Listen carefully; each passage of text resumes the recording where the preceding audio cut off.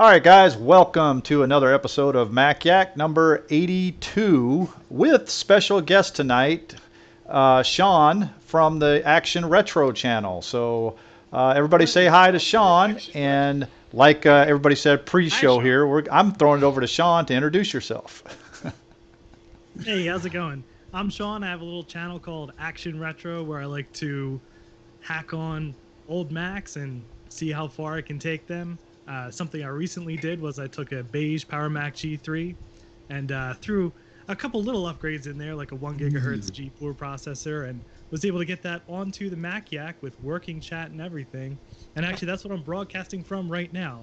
No, I was gonna say. I said I could. That would be impressive. Fire behind you. Yeah, I would say that would be very impressive if you were doing that on a on that. So nope, I'm just on a PowerBook G4 today. I couldn't get the G4. Yeah, that'd still be impressive. So, all right, guys, how's everybody been doing this week? Anything new going on? Good. Old? Same old, same old? I haven't seen any videos from either Steve or Bruce lately. I think they've... You know exactly. I know you're doing. I slacked off last. I didn't do any live stream last weekend, but I'll make up for it this weekend. I promise. Yeah, I know what Steve's doing. He's still working on that clones video, the Attack of the Clones video. Yeah. My voiceover. So I just. How much longer, Steve? I don't know, but the current length of that first part is 23 minutes. So it's a good size one. Good. Maybe you should do a multi-parter. It is going to be a multi-part. Yes. I had to split the first part twice. 12 parts. Oh. Or I just talk really fast like this. Yeah, no, that's... Talk real fast, yeah. Yeah, exactly. Like a car commercial at the end. Times two everything. Yeah. Alrighty, so let's go ahead and jump, because we got a lot of stuff to talk about tonight, guys. This is going to be a completely retro show tonight. So basically, the way we're looking at retro or classic is anything G4 and older. So I know, like me, myself, G5 I don't. G5. Well, there's 8 o'clock on my clock, but it's a little late. But I don't know. G4. Yeah. MDD isn't retro. Quicksilver isn't retro. Yes. Kinda. Here come the... Yeah, we'll talk about that when we get to them. But yeah. All right, guys. So first topic of tonight: how do you use your vintage Mac? Okay. Wait, did I go skip one or something? No, that's Mac OS 8. I think you got the topics here wrong. Blame it on me. Today we can. Yeah. Yeah, we'll just flip them. According to the document that I have, 8 is the first topic. Yeah, but And that's the pages.com one. I'm looking at... The overlay says how to use your vintage Mac. Yeah. How to use your vintage Mac. Change it to the other. I'm trying to find... Hey, at least we have audio. Yes, we do. No echoes, no nothing else, so that's a good sign. So nobody's complained about it yet. We didn't even actually do an audio check.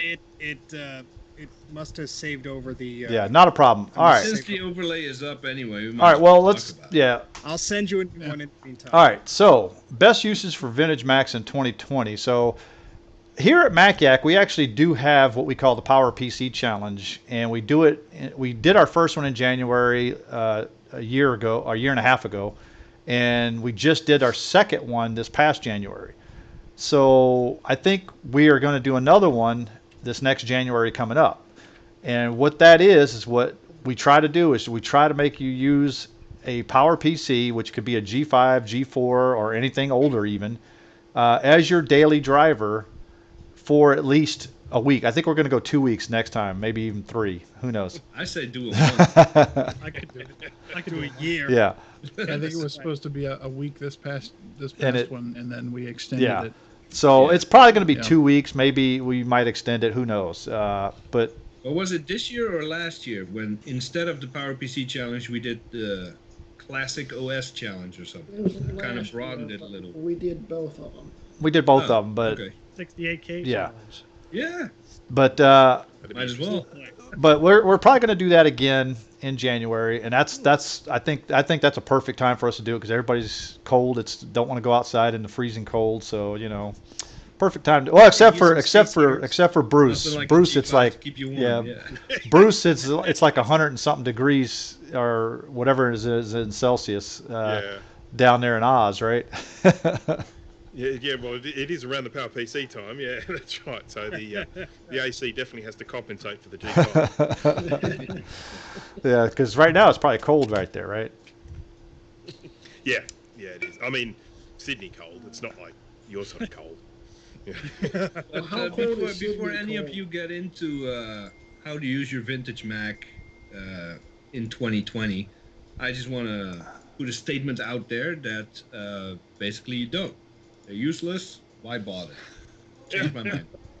Where's the ban button for Well, Jay? Yeah. One of the really Strong interesting things disagree. that Down vote.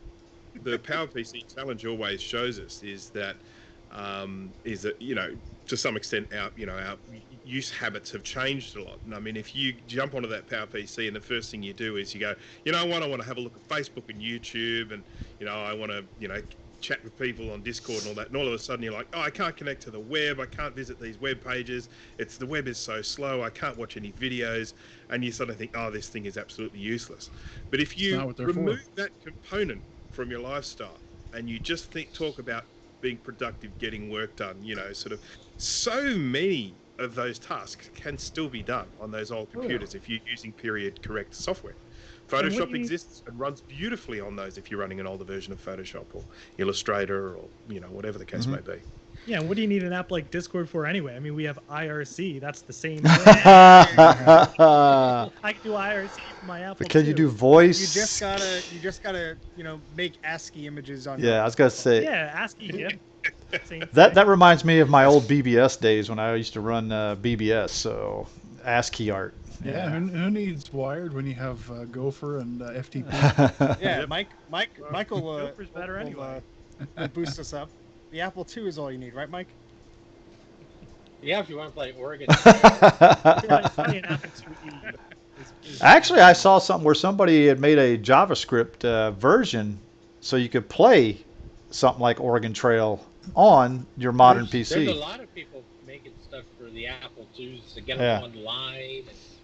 And, I mean, it's going to be text-based, of course, but, Yeah, I've got one of them with it, too.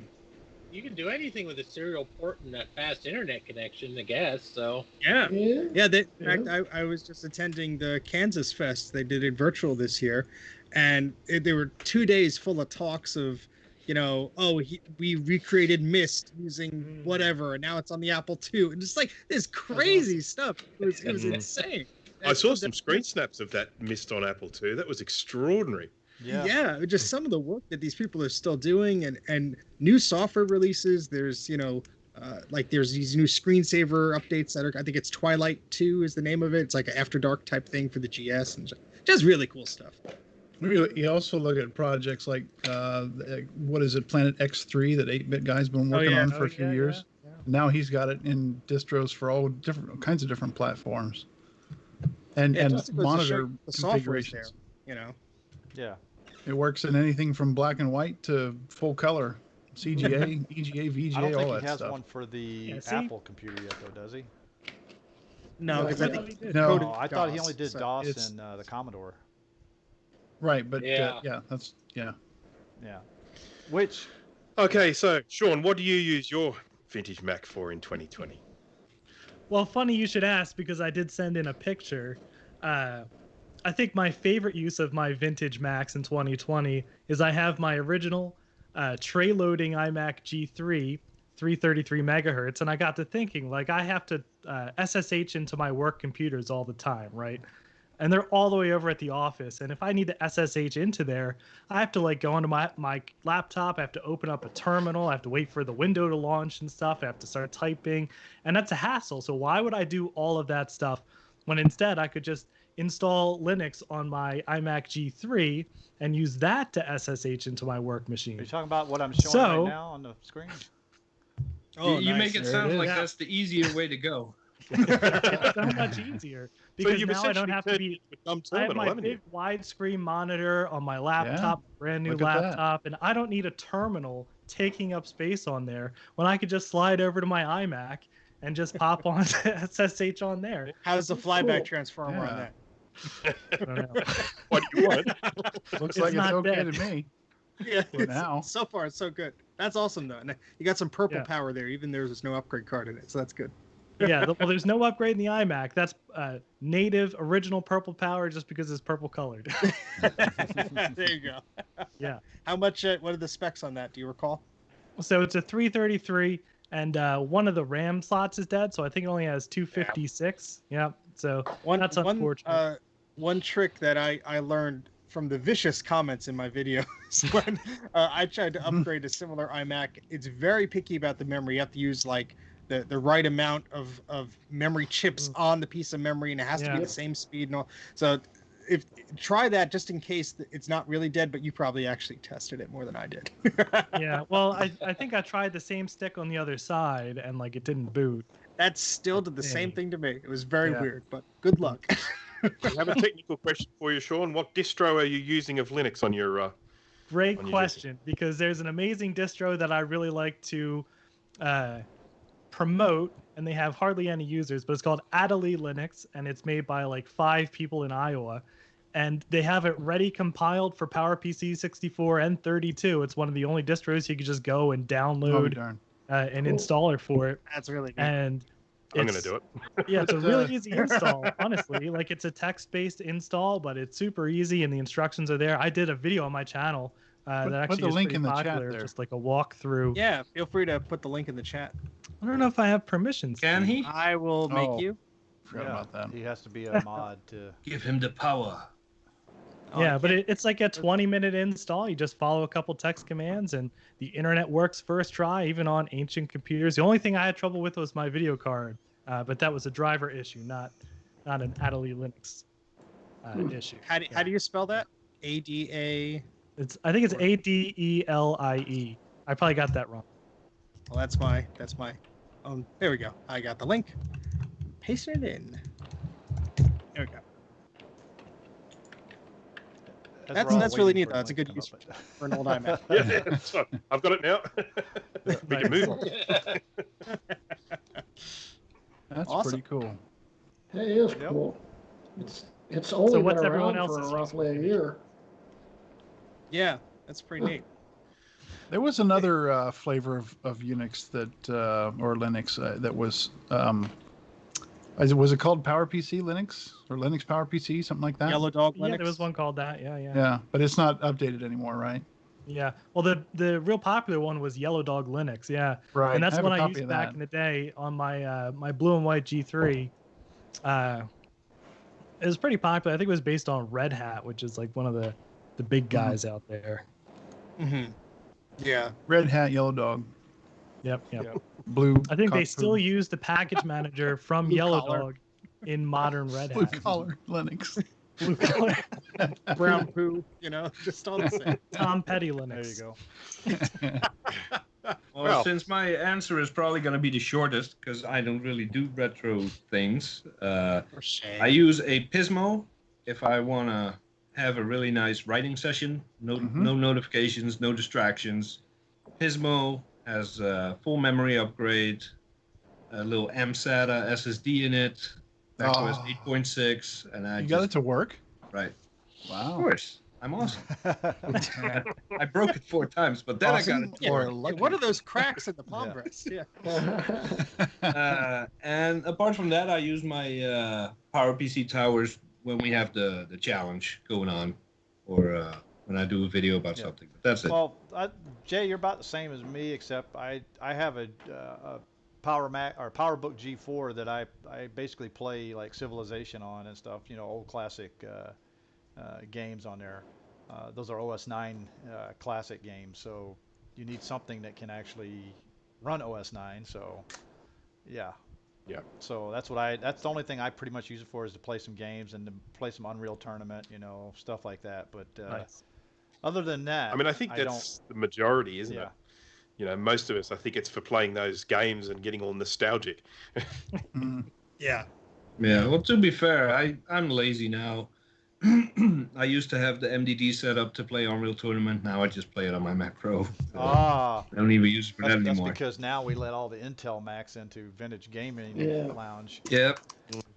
Well, And to just be about fair, classic, before so. when it was PowerPC gaming only, I was using my Mac Pro as well. Oh, and He's Yeah. a cheater. so, Ban him from the and group. he's probably not using a puck mouse then. Oh, We know I he's not have video using a proof of that. fucking Who did I send Yeah, it to? sure. Steve? Sure. I don't know. I want to see live video of you playing it while we're playing. I'll do it again. No problem. All right. So we can go on to our next topic, which we Hey, were me and all ants. supposed to do. Yeah, come on. Yeah, move on. Yeah, come on, Ah. Steve. What do you do? We didn't all answer, Greg. What's that? Oh, well, Yeah. go ahead. It's trying to Well, push Greg it doesn't. forward. I wanna Greg hear what- doesn't. No, I want to hear what Mike. Oh yeah, Mike. Mike, yeah. does with it. For me, I don't use mine. They're all in the You sold me out. What They're about so that deep in the closet prototype right now. G5? Well, I lied. I mean, my iMac G5 is right Yeah. inside the door. I can pull it out anytime I want. But I only pull it out when I have to play when I want to play a game or something on it, or I don't have enough room in this place to set up anything else. I mean, I barely have enough room for my Mac Pro as it is.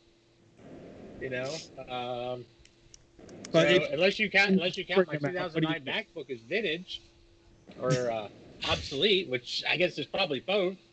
And yeah, unfortunately, mine don't get used too often.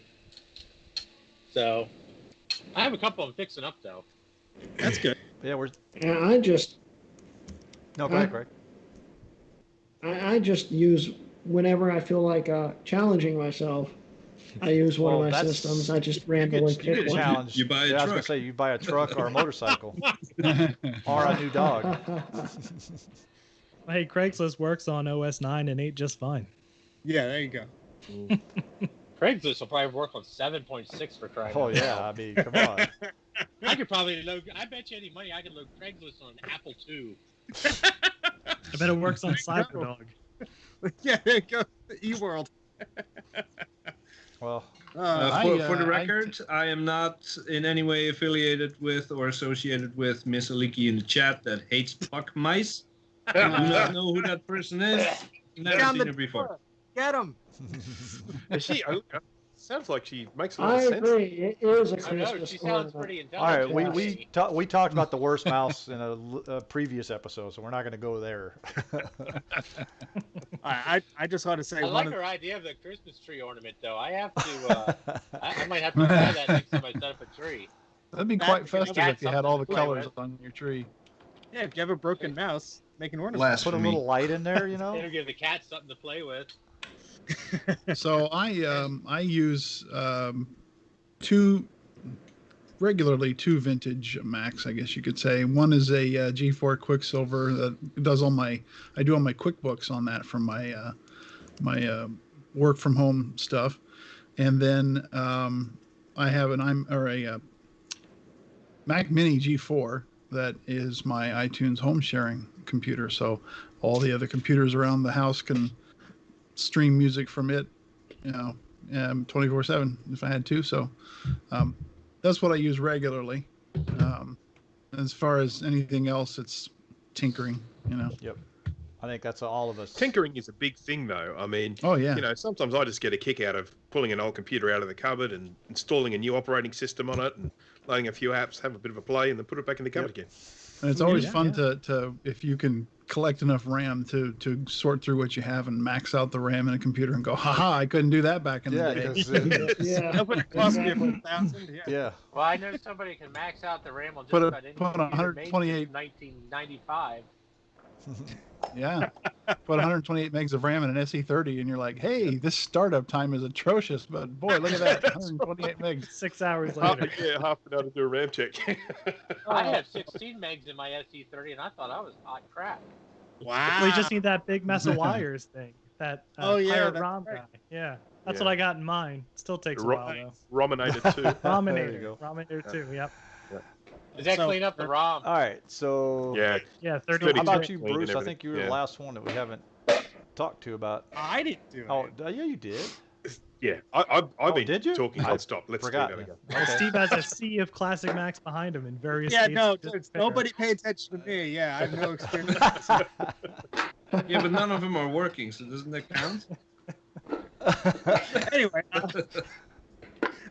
one of the funnest things I like to do is just use like the old accessories, like the cameras or the printers. So I did a WWDC live stream with an old image writer too. And it was just stupid to do, but it was fun. It was just making a bunch of noise and everything.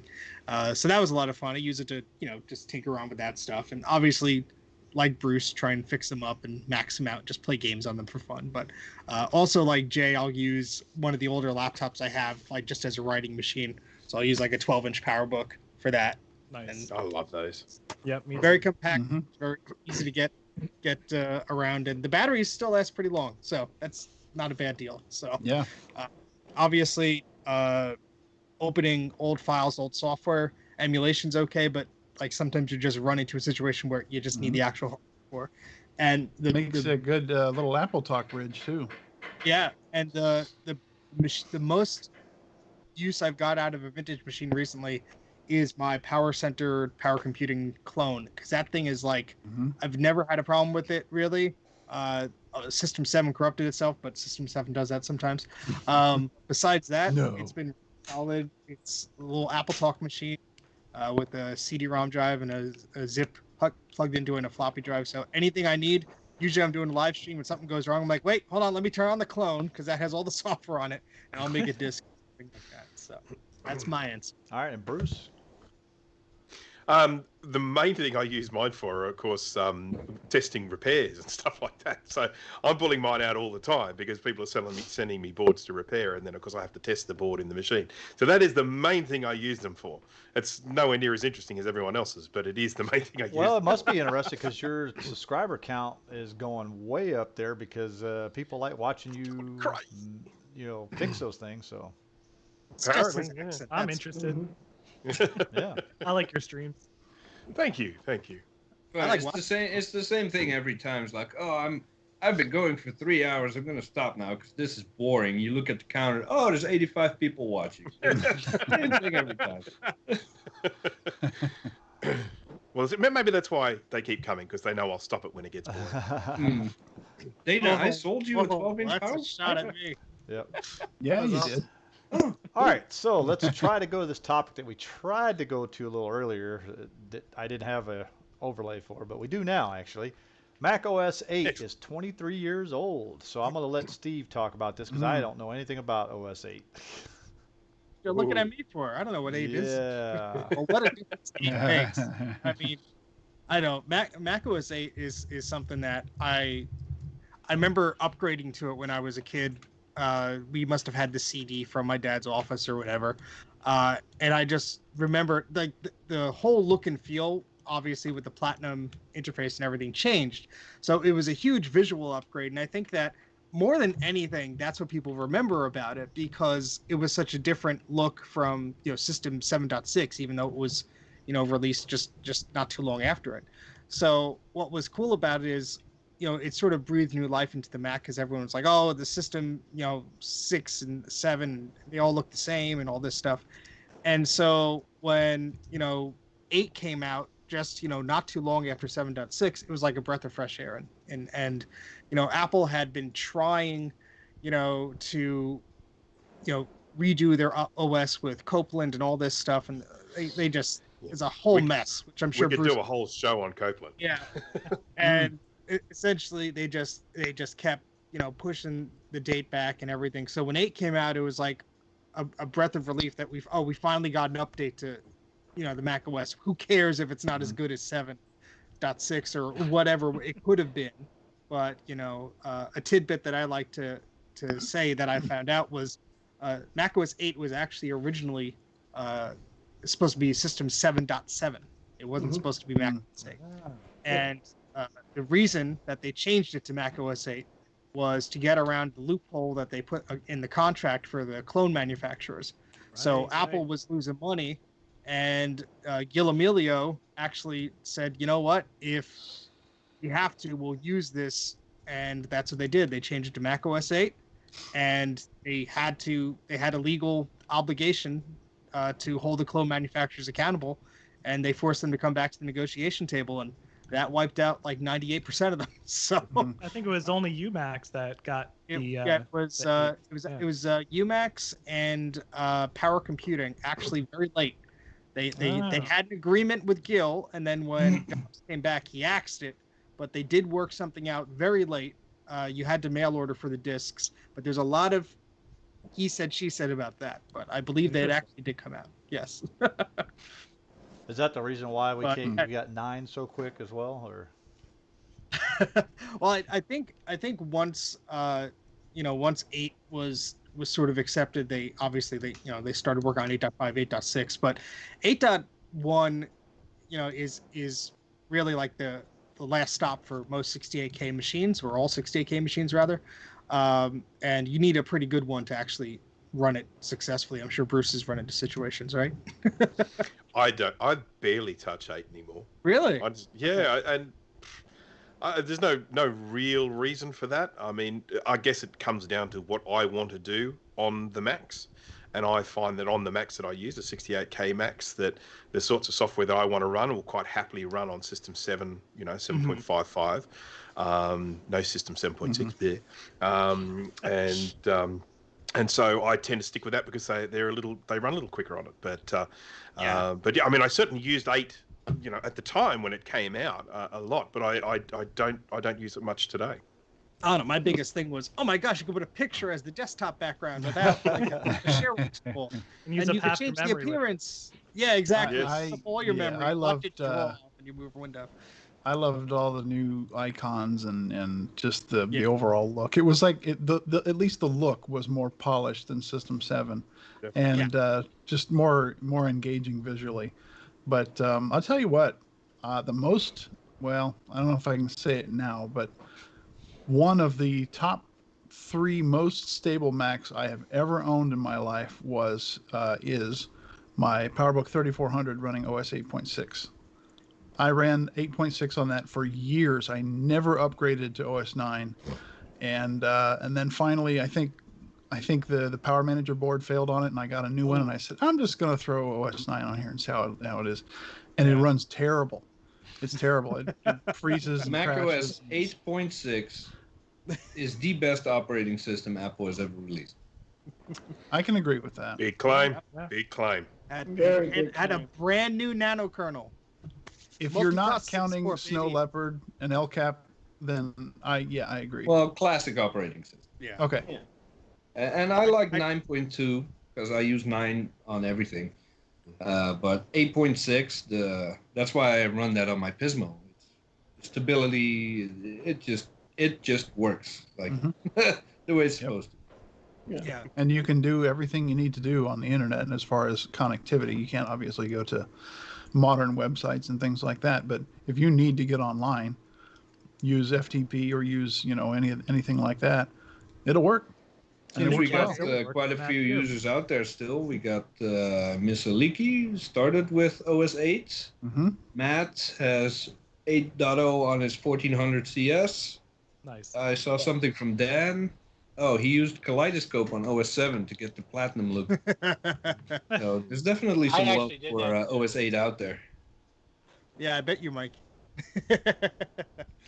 Yeah, I think though that 8.1 is a good base machine if you're trying to use like an old Mac as like a bridge machine, because it could read HFS and it could read HFS plus, those 2 file systems. So if you put a disk in or whatever and you're trying to read the contents on the disk, there's a good guarantee you'll be able to read it, especially with the PC file exchange updates and all that stuff. So there is the calling for me to put at least 8.6 on that clone I have, because I have some disks that I put it in, it comes up with that little like, where are my files? And it's like, oh, it's HFS plus disk. Okay.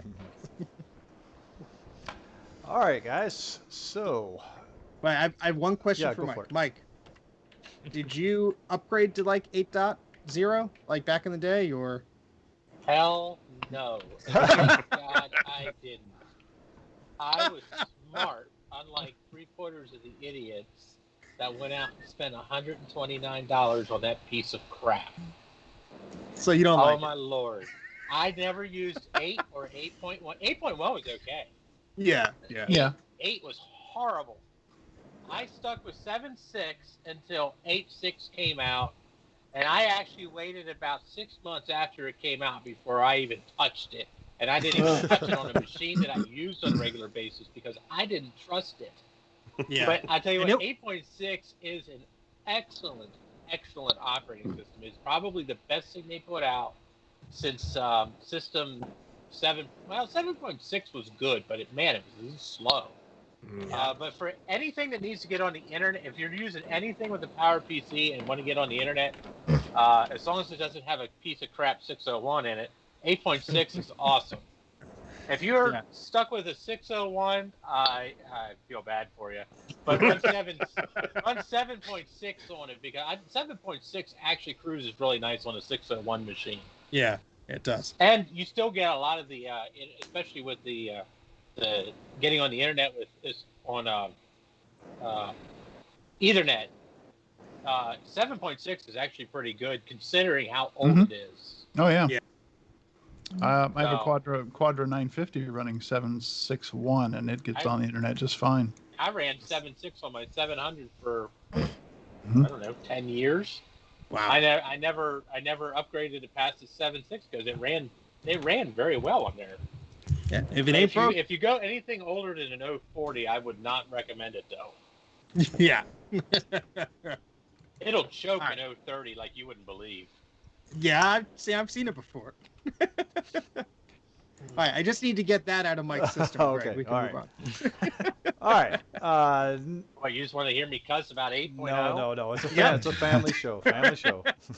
We'll save that for the after yak. Don't get me started on Mac OS 8. I could sit here and rant for a Now, after I made the statement about 8.6 being the best ever, which it is, I was referring to classic operating system. If we start venturing into OS 10, obviously you got Tiger, Snow Leopard, El Cap, and High Sierra, and that's it. But with actually, Tiger being there's more good versions of OS 10 than there were of the classic system, which is actually kind of scary. Because once you start venturing into the 9 territory, it gets very scary and weird. Weird. Have you ever tried running OS 9 on a 68 or on a Power PC 603? Yeah, I ran it on a 601. Don't even. Who the hell would run a 6? Oh my god. Yeah. I wanted to play The Sims on my 6100 Power Mac. It installed, and when launching the game, the machine shut itself off. So I think it made the right decision. Yeah, I'm surprised it didn't catch on fire. I have too. I think the power supply went. They probably just stuck the middle finger up at you and said, "I'm done." Yeah, a sandbag comes up on the screen. Good luck, pal. I wouldn't run OS 9 on anything less than a G3 or a high-end 604. Yeah. Yep. You might have had from Macintosh Librarian that Mackie pop-up said, "What the hell are you trying to do to me?" Would that be something? Oh my god. All right, guys. So let's go ahead and move on to our next topic of the night here. This is one that I actually like a little bit because as a kid, I used to go into Radio Shack constantly, okay, to buy. It's like 75 years ago. Yeah, people. pretty much. Anyways, but I used to go in there to buy electronic parts. Okay, that's back in the day when Radio Shack used to actually sell parts. You could, if you wanted to go get resistors, you get resistors. In fact, I still have some of the old Radio Shack resistors right here. They're made by Archer, but they're they come in little packs, 2 packs like that, and I've got a bunch of them back here because I stocked up on them back when they were right before they were going out of business and stuff, or actually before they stopped selling parts and became Cell Phone Shack instead of Radio Shack. But and Battery Shack. But because I was interested in ham radio and stuff, that's one of the biggest reasons that got me into electronics was amateur radio, and so before computers and all this other stuff. But plus, computers also got me into it. But it was more my amateur radio hobby. But Radio Shack used to sell all the parts you needed for anything, really. You could go in and buy a part you needed for anything. And then You could buy every part you need to build exactly, a yeah. Yeah. In fact, they had kits in there where you could actually, it was like a Yeah. 100. They had some good Yeah, kits too. like the electronic lab kits that they used to have with the little springs on them and stuff. And because I built a crystal radio from that. I don't know if anybody else knows what a crystal radio is, but I built a crystal radio. Then I built also a AM/FM radio using those little spring things, and you put the parts in there and you wrap them around the springs and. I loved those kits when I was a Yeah. kid. But Yeah, it me taught too. you And it so was much. just also the experience of just going into the store and seeing all the different things that were there. Exactly. And for those of you in the chat who are too young to have ever, unfortunately, not gone in the Radio Shack, do yourself a favor and Google like Radio Shack ads or catalogs or whatever, and just see all the cool Back stuff in the from 70s and 80s 80s. Oh yeah. 70s and That 80s was too, probably yeah. the best time Oh, for man. Radio Shack. The 90s is when it started changing. But the 80s was probably the best time for Radio Shack.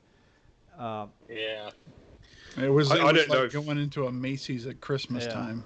Yeah. Except this was any day of the week you could walk in there and it was like that. Yeah. I'm not sure if Radio Shack had this in the day because, as I've mentioned to you guys before, we have a kind of equivalent here called JCar.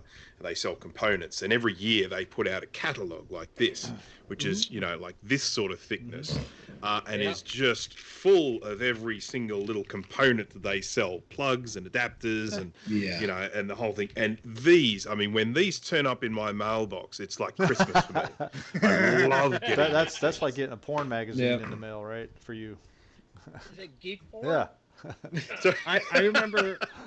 Same thing. getting a We didn't magazine. have Radio Centerfold. Shack where I'm from. There was no Radio Look at Shack, but those we had an schematics. equivalent as well That called was Conrad, racist. and they would send out those kind of magazines, and 90% of the stuff I didn't even know what it was, but I would just love Well, looking you know what's at funny, Jay, is I Yeah. remember those shops because they were in Germany too.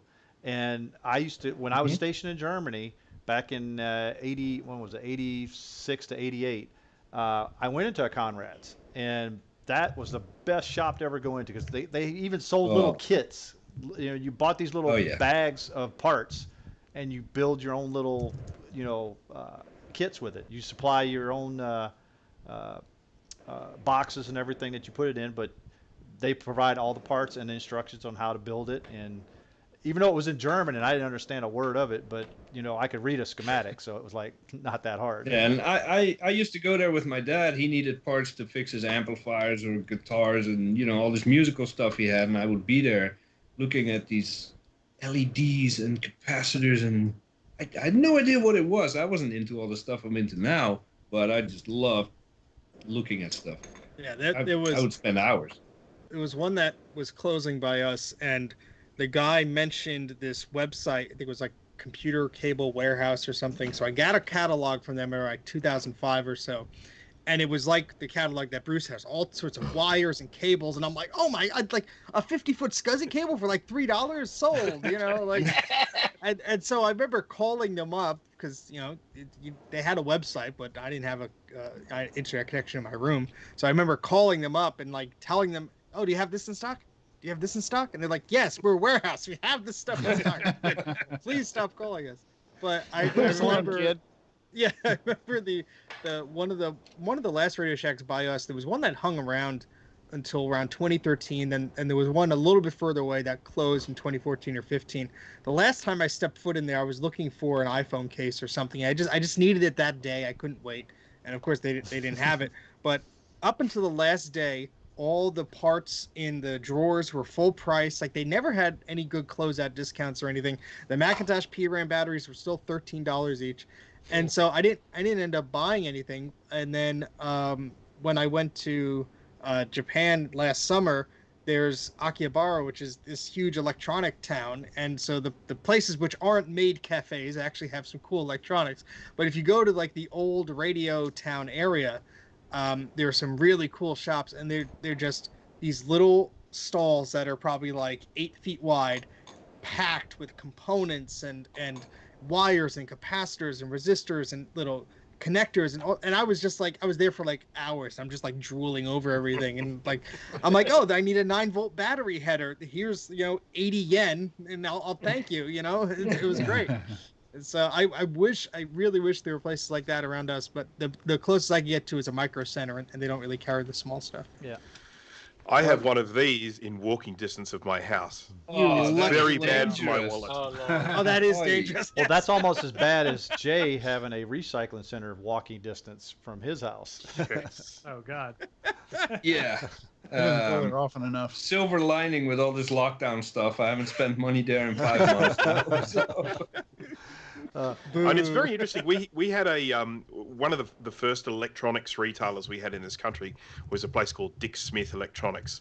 Sort of set up by an entrepreneur called Dick Smith, and they did a very, very similar thing to Radio Shack. They phased out all of the components and just started selling electrical goods and phones and speakers and stuff like that, and stopped being a component seller. They used to be called Dick Smith Electronics, and they actually changed the name of the company just to Dick Smith because they really didn't sell electronics anymore. And then they've gone completely. They're just like a brand name. You can buy stuff of theirs online. But these guys managed to, whatever they managed to do, I don't know, the way they run their business, they've been around for a really long time and still seem to be going quite strong as well. So hopefully they'll still be around for a while because they're a very handy thing to be able to just walk in, grab a resistor, grab a capacitor, whatever, and then walk out again. It's a really... Well, if that's a side business for them, like their main money maker is, I don't know, smuggling cocaine or something, they can keep this up forever. But or cash transactions. Yeah. Well, I think the biggest reason why a lot of these electronic parts places went down hill was basically when stuff started being made to be unrepairable. That is the biggest downfall, because back in the day, you used to see big resistors and none of this surface mount stuff, so the part-time hobbyist could actually repair his own stuff. Nowadays, you got to have microscopes, you got to have, special soldering stations to actually do all this stuff. You can't do the same repairs that you did back in the day. I mean, it's just the fact that they started making stuff more unrepairable, and you can't get schematics for stuff, like you used to. Very similar things. I'm sure that plays a big part. Oh yeah, it does play a big part. I know it does.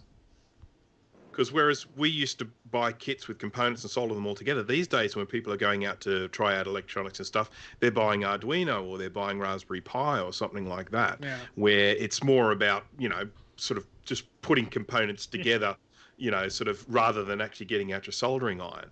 Now, I'm not saying that people aren't doing soldering with those sorts of kits, but when you compare, sort of like things like Arduino these days to the kits we were doing back in the olden days, it's a very different hobby. Yeah, I remember one of the last times I went, it was mostly Arduino Raspberry Pi stuff, overpriced at that point. And so I think everyone was going to go to Radio Shack and be like, that's too expensive, I'll order it online. Unless you didn't need it that day, you could just wait.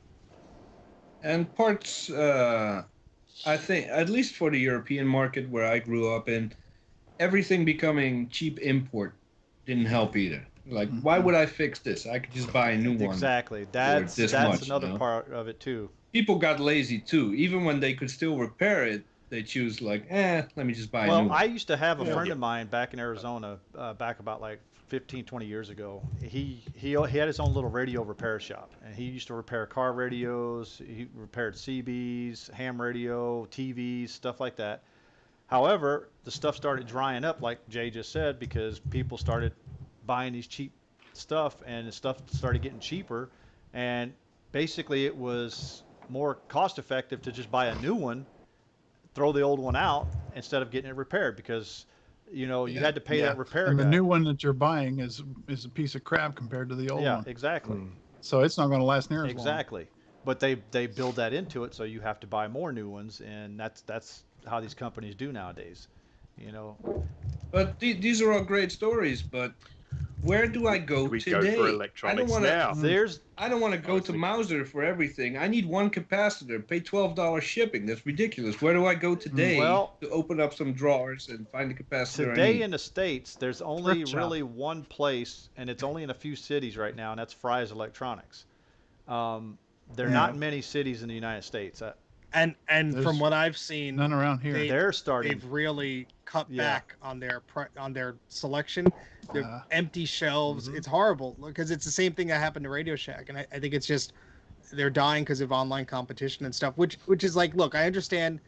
I want to be able to save money, and I want to be able to get cheap stuff. But like, if there was like a store like the one that Bruce goes to that caters to those types of individuals, I think they could be successful. But I think the problem is that, Radio Shack was really focusing on cell phones and other things because that's where they made their money. And I think they were too big, sort of. I think if you had a hobbyist shop that wasn't like a corporate run type thing, I think you could sort of get away with it. But yeah. Well, then I guess I'm in a lucky spot because I have Cumberland Electronics over in Harrisburg, and they have a $2 million square foot warehouse of nothing but any component you can. So think we of. know where to go to. Is that a chain, Mike, or yeah? They used to have here when I was younger, back in high school, and me and my dad were into amateur radio. That was our go-to place for electronic parts. They had something like 12 locations throughout South Central Pennsylvania. Unfortunately, the only one they have left now is the main warehouse in Harrisburg. So now, can you go there, or you have to like do online and then pick it up, or? Oh no, they have a showroom and everything. They have a huge cool. showroom. All right. From now on, I'm placing my orders with Mike. What I do a lot of times is I'll go online and I'll put an order in because I can pay with my PayPal account, so it goes through my business, and I just drive over there. It's like a 15-minute drive. They're right on the south side of Harrisburg, so you don't have to drive in the city, thank God. And it's cool. You can go in there and just pick it up, or you can just go in and say, hey, I need 3 6 microfarad 12 volt capacitors. They'll say, okay, there you go. Yep. So, I need that in my life. So Sean, when was the last time you went to a Radio Shack? Yeah, I mean, I think the last time I ever stepped foot in a Radio Shack was probably about, I want to say almost 10 years ago, probably. I didn't know your name was also Sean, Greg. Oh, sorry. 2015.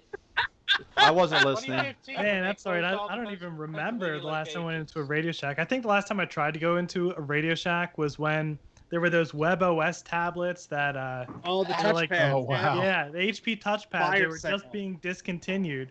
So I was like, well, I'm gonna go buy one because it'd be fun to tinker with. Maybe I'll try to put Linux on it or something, right? So I call them up and they're like, they only had like 1 or 2 in stock and they wanted full price for it.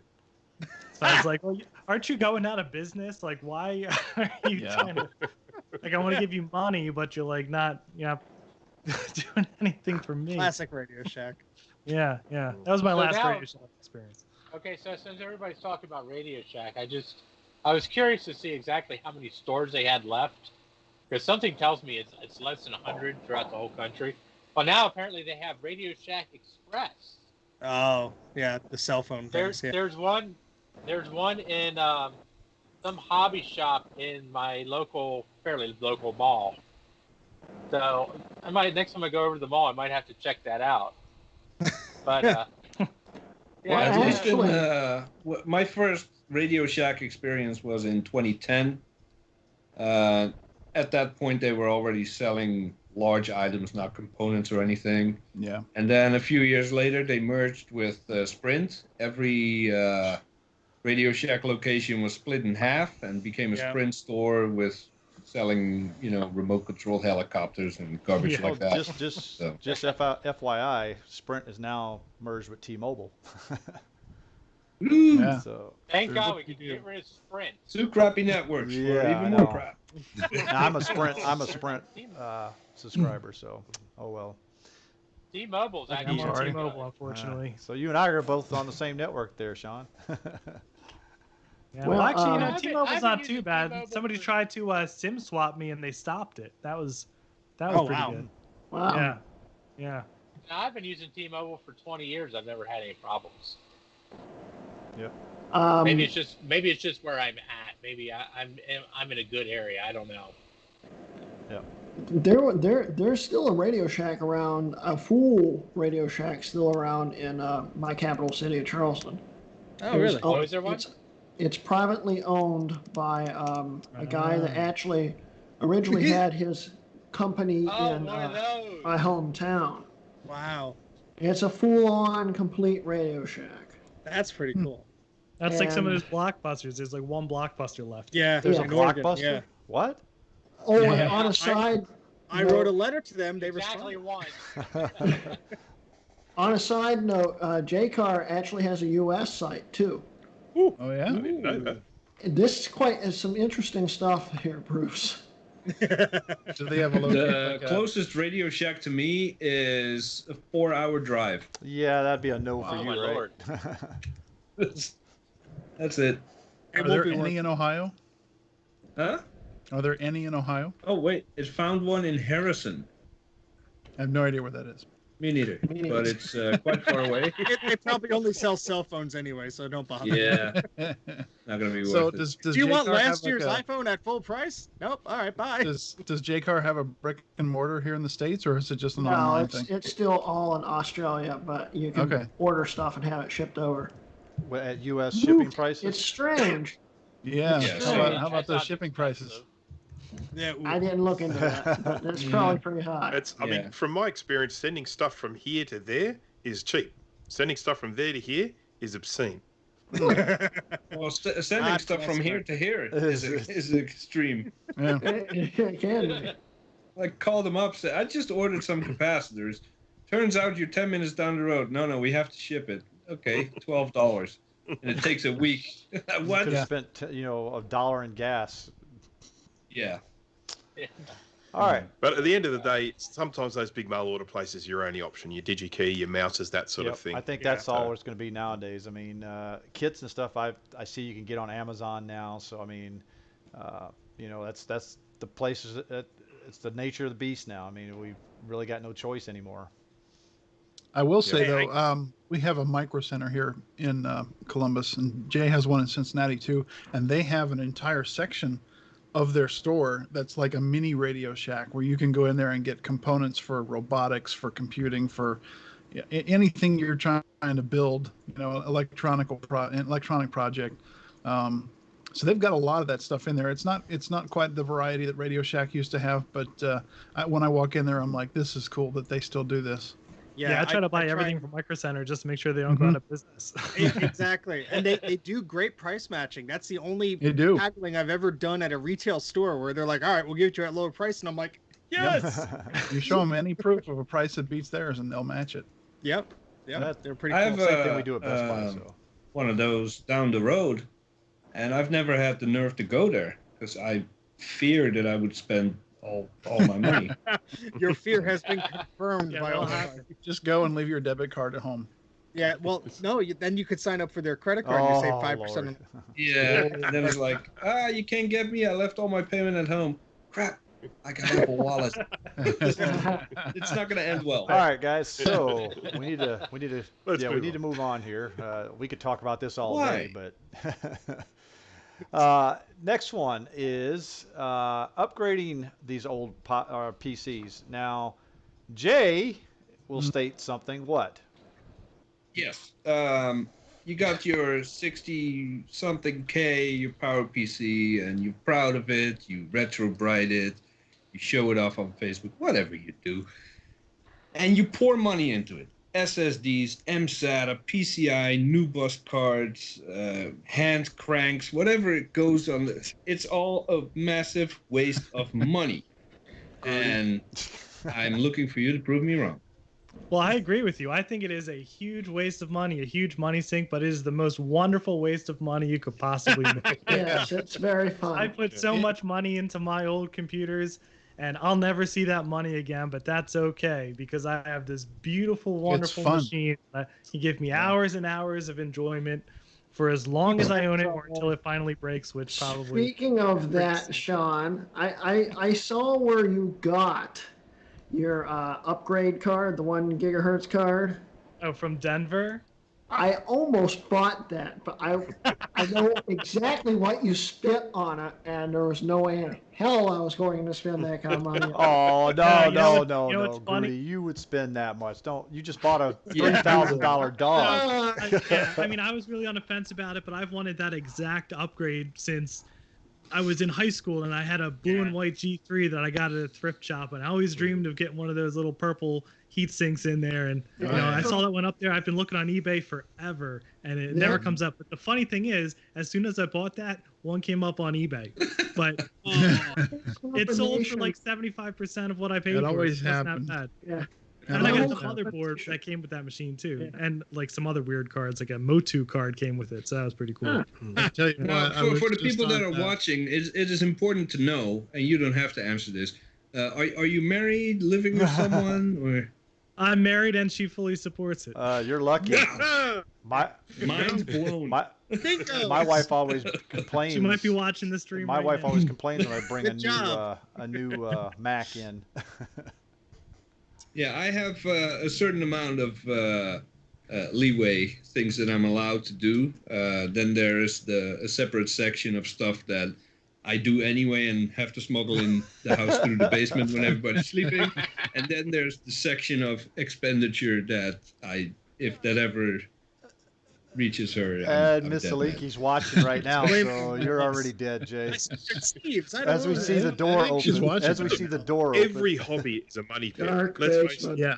Exactly. She goes They're dark the worst basement. money pits. It could be a boat or a car, whatever. I mean, hobbies are money pits. It's as simple as that. So, It can be argued by anybody that doesn't have the same hobby as you that you're wasting your money. exactly. There's much worse things you could waste money on. Let's all agree on that. Yes.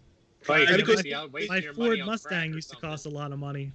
That was a much worse money pit than these computers. Yes. And the thing is that just to follow up what sort of Jay was saying before about getting these computers and loading them up with all this stuff, you get a wonderful kick from getting a computer that you might have used at the time and being able to make it greater spec and faster than it ever could have been back in the day, by putting an SSD in it and maxing out the RAM and stuff like that. But I remember when I was working as a tech, I remember someone bought, I think it was 256 megabytes of RAM to put in a Quadrant 900 or 950 or something like that. I think it was the maximum you could put into it, basically, and it was the most RAM you could put into any Mac at the time. I remember at the time, I had taken delivery of the RAM and I was there installing it for this customer, and I was holding this RAM in my hand, and it was like it was like, for the weight of it, it was more expensive than gold at the time. I mean, this thing was thousands and thousands of dollars of RAM, and I was just looking at this thing thinking that this is the most expensive thing I've ever held in my life. And I dropped it. I want to know a little more about Sean's upgrade that he did on his G3, where he was streaming our show on it. Mm-hmm. Yeah. You didn't watch his videos, Dana? Yeah. I have not. I did a little video all series 4 on parts through. of it. Okay. I know what I'm watching tonight. Yeah, I'll put the link into the chat there, because Sean's video of that is very impressive. So why don't you give us a brief overview? Yeah, I so saw the there's clip a on picture of Facebook. it, and this is my favorite thing ever because I always wanted a desktop. I love desktop form factors. I don't know why. They just remind me of my childhood. So I got this G3 beige machine. It was like a 233, and I just want to see how much crap I could cram into this thing. And as it turns out, quite a lot. So I started out just stock, and I put a couple things in there. So it's a ZIF CPU. So another thing that uses ZIF CPU is the gray and white Yikes G3 or G4 rather. So I put the CPU out of that G4 in there, and it worked just straight out of the box, and you can overclock it really easily. So I got it up to like 385, I think. But then I saw, as Greg put it, a very expensive piece of purple jewelry for sale on the Apple Rescue of Denver. And I couldn't resist. So that picture That had been there for like a year. All right, is anyone gonna say how much this thing costs? I'm gonna look it up. What did we spend on this? Come on. Wait, how much did I spend? I don't remember. I just pushed the button and closed my eyes. It hurts less that way. And the wife probably hit you upside the head after you bought it, right? Oh yeah, don't doesn't put it know on the stream. price. I didn't say how much it cost. Okay, I'll level with you. No, it's all right. No, I Okay, so sold that's to buy it. So I support didn't has just its spend limits. one I buck. see. That's a good excuse. I sold something, Yeah. so it's Yeah, fun. I sold I gotta stuff use and bought it. Yeah. So What'd you sell? in the end, Stuff. stuff, just stuff, just laying around. We now only have one cat. Yeah. More like Oh, he so only the- has one kidney. Yeah, so well, to finish up on the G3, I've got 768 megs of RAM in there. The G4, 1 gigahertz. I put a PCI SATA card in there. So the boot drive for Tiger is a SSD off that SATA drive. X post facto made that work. And I have a video card out of a blue and white G3. And I have, actually, I just got it in. I sold some stuff, and then I bought, I think, a 9100 video card that I'm going to put in there too. And I'm going to see, I can probably get a little bit faster yak on that with that video card. Nice. Yeah. We'll find out next week. Yeah, so find out. Yeah, and then I saw the next slide here is my second favorite upgrade, which was, I did this years ago before I ever thought to like document. Oh, that's my Grape G3. There we go. No. Before I ever thought to start documenting this stuff, and I was just spending money and doing it in a dark corner in a basement. This is my Apple IIe. I put in Ethernet 2 or Ethernet. I don't know how to pronounce it, but it's a Ethernet card, which is basically, I guess, a microcontroller that is a more powerful computer than the Apple II itself. And then the Contiki OS, which is like an embedded OS meant for like industrial systems, but they ported it to the Apple II. So with that combination, you can actually get this thing online. So I was using the web browser in Contiki, and I was using the IRC client, and having a lot of fun just sitting by myself in front of an Apple II. Nice. Amazing. That's amazing. Yeah. That's So I still have this guy in storage. I need to go get it, and I think I'm going to do a video on it, but it's been sitting in storage for like 5 years now.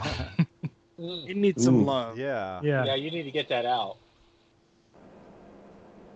definitely. So that is upgrades cool. can be useful then, I guess. Yeah, I mean, I think what sort of spawned this topic is, Jay and I were talking, and sometimes it makes perfect sense to do an upgrade. You want to work with something, you want to do something faster, you want to do something that you can't do with that machine. But you take something like, let's say, an early 601 Power Mac, and you put a G3 card in there. You're not making up for the bus speed that you would gain from the new system. And so back in the day when, let's say, the bus speed increments were 5 megahertz, 10 megahertz, there wasn't a bit of difference. All right, you wouldn't be too bad off. But if you get, let's say, you have a G4 AGB tower, and you put a processor upgrade in there, that's all well and good. You could get maybe a gigahertz or something out of that. But if you go get an MDD, you have a much faster bus speed, you much faster everything.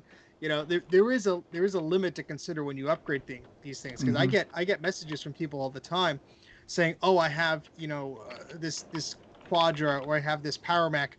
I want to put an SSD in it. I want to put this in it. I want to put that. I'm like, okay, that's cool. But the first question I ask them is, what do you want to do with it? Because no matter what you put in it, there's limits to what you could actually do with it. If you think you're going to be watching YouTube just because you put 20 more megs of memory in there, no, that's not how this works. It's No, you I could get it I there. put 128 megabytes. I put 128 megabytes of RAM in my SE30, and it's like, oh, why would I do that? Oh, because I can. So I've got this 128 megabytes in this SE30. I fire it up, and I'm thinking, okay, now what am I going to do with it? Well, not a lot on a 9-inch monochrome screen, and it just made so much more sense to actually take half of that RAM and put it into like a Mac 2 CI. So now I've got like sort of 64 or whatever in my SE30 and 64 in my 2 CI, and that's actually a much better use of that RAM rather than putting it all into one. Because to be honest, on a Mac that old, the difference between using 64 and 128 is nothing. I mean, you're not going to be doing anything on those Longer computers post where you times, suddenly go, dang, I wish I had 128. I mean, it's not just that. longer post times, right? Yeah, it takes forever. Yeah. Oh yeah. Those old Macs. God. You load them Even up with with RAM. 16, You switch it them takes forever. Yeah. Yeah, You go just make sit a cup of coffee, come back. That's right. Yeah. Well, actually, Rocky's just said RAM disk, and that's a very good point. That is one thing that Oh, you yeah. can do with them if you've got excess RAM is create a RAM disk on there and get some, fast application load times and that sort of thing. It's kind of like putting an SSD into a modern computer. You just That's right. Yeah, and you could even do it on like a Mac Plus. There are little utilities for that, and I actually did that in tinkering around with it. And it boots stupid fast with the RAM disk. I'm like, wow. System 6 on a RAM disk is like boom. Yeah. Yeah. Makes you wonder how fast that RAM was back in the day, right? Well, 80 nanoseconds is 80 nanoseconds. I mean, there you go. It was either 80 or 120 usually. Yep. You were hot. You were pretty hot if you had the 80 nanosecond stuff. Oh yeah, I'm sure you paid out the nose for it. So as far as these upgrades go, we've touched on this before, but there's also upgrades of necessity. We have these old SCSI hard drives that are dying by the day. And, you're lucky if you get one that's working. The prices on them are outrageous, like $50, $60, $70 for this old, 20 meg SCSI hard drive or 100. And so, it could work for a day, it could work for a month or a year, but it's going to die. So that's exactly. Oh, aren't you Bruce, an optimist? it's just the physics of the machine, how they were built. They're going to die, and it's a miracle that nobody ever expected them to last as long as they have. But you without getting into specifics of what exactly happens to them, you're on borrowed time at this point. Yeah. So if you want to keep these things viable, if you want to keep using them and tinkering with them and whatever it is that you like to do, you need to look into like Bruce had there, the SCSI 2SD or floppy EMU if you have an older machine. Options like that, which they're not perfect, but it's certainly a fairly affordable. I mean, if you're going to spend $50 on a hard drive that might die tomorrow, you might as well spend it on a SCSI 2SD that you can swap between machines and have multiple versions of the OS on it. Yeah, so, in the long term, it's faster. Yeah. Yeah, and that's the thing to be aware of, especially these groups. These local Craigslist type things. Someone's selling a computer. Oh yeah, it works. You see a picture of it. It's booted up and stuff. There's no guarantee you get it home it's going to work. Never mind that horrible buzzing and whistling sound coming from the hard drive. Yeah, exactly. Yeah, so pick your purchases very carefully. Well, the one thing I know that there is, at least not that I'm aware of, that there is no replacement for is laptop SCSI drives. Or am I wrong? I think there is a smaller SCSI 2SD adapter. It's not cheap. It's called I think it's just called the SCSI 2SD PowerBook. I think that's the something like that. Okay. I mean, knock on my hardwood desk. I've been lucky that all of my SCSI PowerBooks actually have good hard drives that are not making strange noises or doing anything weird. So I have a stack of them I got to recover the data from, but I need to find a working SCSI PowerBook that doesn't have another problem. So yeah, I sent you a bunch of I have desktop one here if ones you ever need one. Recently, or a few months back, or whatever it was, or last year. I think I sent you a bunch of them. Yeah, and so when Mike was over, he was showing me which pins on the adapter that I need to actually put the jumper in to make the drive spin up, because a lot of those server drives, if they spin up all at the same time, you're going to flip your breaker because you have one drive times 10 or 20 in your server. So you're talking about all those SCA drives. Yeah. So I have some more tinkering to do, but I think also one of the adapters I got doesn't work, so I'll have to play around with that some more. SCSI is always fun because either it works or your system crashes when you try and boot it. So there's no in between. I'm glad I missed that time. Yeah. SCSI is like USB. It's like it takes 3 times to get it to plug in right.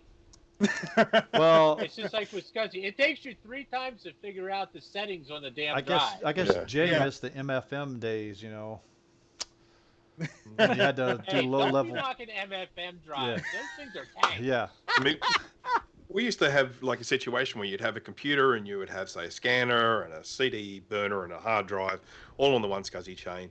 And obviously the idea was that you have the first device and the last device terminated and the ones in between not terminated. And you'd just get them in a particular row, you know, and it wouldn't work. And then you just swap 2 devices over and it would work. Nothing else, just, okay, I'll put that one there and that one there, it works. It's like, okay, don't touch it. Yeah, don't breathe on it, it's fine. That's right. That was One the joy of must SCSI. pray to the SCSI gods and it will work and that it will continue to work. Yes. Yeah. Yes. Oh boy. All right, guys. So, are we ready to get into game time here? Yeah. It's my favorite game. Yeah, game round. Eep versus Quack. All right, Ooh, lots of them. We have been actually having fun with this, and there's a lot of them in the list here tonight. Not as much fun as Steve was having with the overlays. I know. Eep versus Quack. Please don't squeal. Sosumi. Okay. All right. How does Sosumi sound? No. Oh. Boop. Yeah. Boop. Okay. Not as good as my Eep. Yeah. All right. So here's the rules of the game, guys. If you have never played it before, it's basically have you or haven't you. Okay. If you have done what we mentioned here, you type Eep. If you have not done what we're mentioning here, then you type Quack. Okay. Quack. Yeah. So and But go ahead. For you at home, as you're typing it, you do have to actually do it. Yeah, because we actually do it here live, so you guys have to do it. So, all right. So I'm gonna do the first one, and we'll throw it around the room for everybody else. So, first one: have you ever tried to boot a classic Mac only to discover you didn't have the right system enabler installed? Eep. We know who's going to eat to that one, don't we? I'm gonna stay out of this because I don't know. I've never done that before, so I don't even know what I was going to ask that so same Quack. question. So Quack. I think I'm the one who did it most recently on my set-top box live stream. Well, okay, I have Bruce to the rescue. So I'm going to ask the same question as Jay here. I think. What the heck is a system enabler? It's basically a better hack. than I can. Yeah. Yeah. It's It's kind a of like model. the old It's a days hack version that of a patcher. Yeah. Yeah. It's the extra bit of instructions to make that Mac work with the That operating specific system. Mac. Right. Yeah, that's right. So you would have your Gotcha. base operating system, and then you would have a system enabler in the system folder as well. And without that specific system enabler for that computer, the computer won't necessarily run. It'll come up and it'll say something like, just "This one operating file. system was not designed to work on this computer," or something like that. Very Oh, I vague think I've seen that on both your live streams plenty. Yeah. Mm. It Yes. would be like running 9.2 on a 9600. You need an enabler. All right, so yeah, I will definitely yeah. say Quack on that because I've never messed with Quack. that. And look, they're all out there. You know, you can. I think on Macintosh Garden, you can actually download a folder of every single enabler, and they're all separated into separate folders indicating which computers those enablers go with. I've got a kind of like a universal system that I use for my testing that has almost every enabler in the system folder. There are some that don't work well with others, so some of them have had to have been taken out just out of necessity. But and it just means that when I'm doing the testing, I can just sort of put the boot up to the hard drive and it'll start on almost any computer without getting that. You have to clue us into which ones you got to remove because I tried that once and it didn't end well. Yeah, no worries. I do actually plan to share this system. So I haven't done it yet because I've just been so busy. But I do actually plan to make this system folder available for people to download. It's Nice. System 7.1 with all those enablers in it. Now, of course, it won't work on every computer because I have had to take some of those enablers out. But it works on an awful lot of them. So Cool. yeah. All right, so let's go with our guest next for the next one here. Do you have the list in front of you? Yes, I do. All right. So, this next one, have you ever meticulously edited a vintage Mac's extensions manager to make the OS run as lean as possible? Oh, Eep. Eep. Quack. I'm extension manager ninja. I'm going to say Quack. I That don't was just have part of any life for back in the that. day. I'm going to say Quack because I don't touch that stuff. I install it, and whatever comes with extensions, it stays. I don't mess with it. Oh man. Yeah, Well, I have mean, you ever done that in it's that an growing old Mac. system? I think that's an important question. If go ahead, Bruce. No, there was a control planner extension, I think, back on the really old systems called like A/Rose, Yes. A/Rose, and it was something to do with the new bus on the really early Macs, and of course that would and you would install that, and that was the first thing that would go. You know, it's like, what's this? Do I need that? You know, you don't need A/Rose, get rid of that. You know, it was normal. I mean, it wasn't like I'm being pedantic. I mean, back then when you had limited RAM and limited hard disk space, I mean, the first thing you did when you installed an operating system on a computer would be, you know, pulling out all the stuff you didn't need so that the computer would run faster. Yeah, I used to go through all those lists, and for me, it's only macOS 8.6 or maybe 8.5 when I first got my G3, and OS 9. But I used to know every extension and control panel, how they react to each other. If you remove the printing lib extension, it'll make your open transport the split second faster. All that stuff. It was awesome. Well, you have it easy after they introduced Extensions Manager, because you used to have to use the third-party conflict catcher to get the same results, and then Apple purchased them or conflict catcher. Actually, didn't they buy that and incorporate it into Extensions Manager? I've never heard of conflict catcher. Yeah, that was really good. It was really good at what it did. Yes, because was it System 7.6 or 8 when they put in Extensions Manager? I forget which one. 7 point. I think it was 8, somewhere in 8. Or 7.6. I don't know. It may have been earlier than. It was either late 7 or early 8. I forget. I mean, there were third-party Extensions Manager that you could use before Apple included that as part of the operating system. I do remember using an Extensions Manager that wasn't Apple's back in the day. Yeah, conflict catcher was the popular one. I never heard of that. I was the conflict catcher, and you know. I'm not familiar with extension managers before Apple introduced theirs, but you know you could make a set. With everything. I had a long list of sets, and I would have one for, I want to play X-Files. Enable this set with just the bare essentials, restart, play my game, restart again. I want to do some Photoshop now. Different set. I had a set for everything. It was awesome. In the newer Mac OSs, it was great because if something broke on startup, sometimes the extension manager would actually come up, and you could be like, okay, let me just hide this.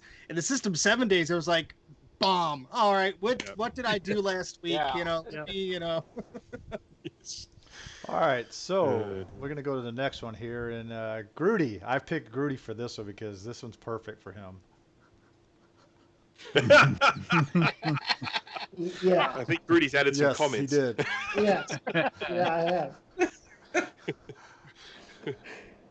Have you ever knocked a pre-MagSafe laptop to the floor because you tripped on the cable? Come on, tell us what. Come on, eat it there. Honestly, I put that one on the list, and I wasn't even thinking of Grudy, but that's why I had to. I was like, that was Grudy all the way, and I'm gonna quack on that one. I didn't do it all the way to the floor, but I definitely tripped over them to bend the But okay, you can also say the post MagSafe also, because now the new laptops come with the USB-C connect, cable, so it's almost like it used to be. Yeah, but they're so thin and light they kind of just float to the ground. My wife did that to one of her MacBook Pro. She tripped off on it and it bent the cable. Didn't bend the port in the computer, thank goodness. So all we had to do was buy a new cable, but she bent the cable.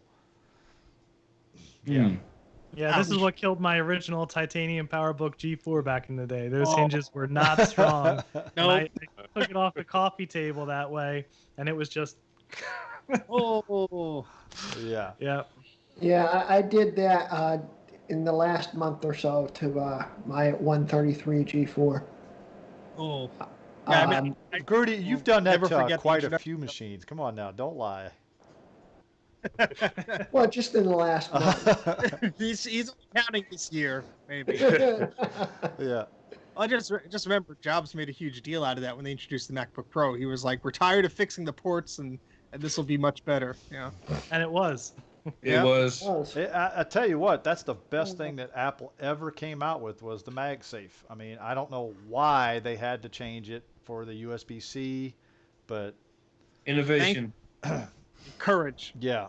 Yeah, thankfully you can Well, get those. they do make a third-party Yeah, I have. adapter now that your USB-C Yeah, I can have one plug of to. those. That is Yeah, I like a have one of MagSafe those. type thing. So I've looked into that, and Does it people work well? keep Yeah, they saying do it sucks. suck. Trust me. They're not strong like they're not a strong magnet like the MagSafe was. So they don't work as well. Just one more reason not to buy a new computer. Yes. Plus Yes. that little adapter sticks out, about maybe an eighth of an inch or whatever. So it yeah, it's not a good thing. So if if your computer does fall on the floor and hit that, you're busting your port there. Yeah, but if it doesn't stick out, how are you going to pull it out? Magic.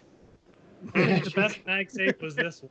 Yes. Yeah, the Yep. L1. Oh yeah, the L shape. Well, I would I agree actually with have one of these ones here too. The oh yeah, it's the same. It's the same Yeah, they one. were- It's the they were MagSafe good. one. Those ones always broke for me right on that Huh. joint. that. Yeah, I have to use the T-shaped one for this I like dock. the barrel. But this one I got for free, so I can't really complain about it. Mm. I like the Oh, old. yours has the first, cap still. I like the first MagSafe better because MagSafe 2, it's nice, but it's so flat that it'll disconnect really easily. Oh, yeah. it does. Yeah, Yeah. And the old one, it was thick enough to just I stay never put. liked the MagSafe. I too. still The don't other- have. The I problem with the still old have one for me anything was with when it was on MagSafe. your lap, it would always like rock it out, like your leg would always Yeah. rock it out. Yeah. All right, Innovation. Jay, you're up next. Yeah. Yeah. I'm up next. When burning a CD, you made a session disk, but closed the session by mistake. Two mistakes. Requiring you to get a fresh CDR for more files. Quack. Eep.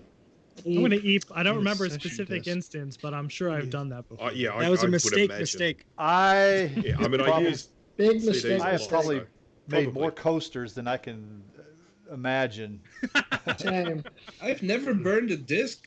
I had a separate Yeah, folder on my hard drive that I wouldn't burn until I reached 600 or 400 megabytes. Then I would burn the full disk. Well, see, I remember, I think it was Toast version 4 or 5, you were able to do sessions if you had a supported Uh-huh. burner. And so what I would do is to transfer files, before I had the computers networked, I would burn a session of like utilities or files or whatever. I'd run over to the other computer, put the disk in, and I'm like, oh, I forgot, whatever. And I had to go back and burn a session.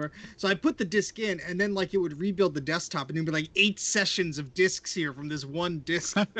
Well, has anyone ever used those? I'd those forgotten about rewrite, sessions. yeah, those exactly. rewritable It dates CDs? us. I've used Yeah. those, yeah. Yeah.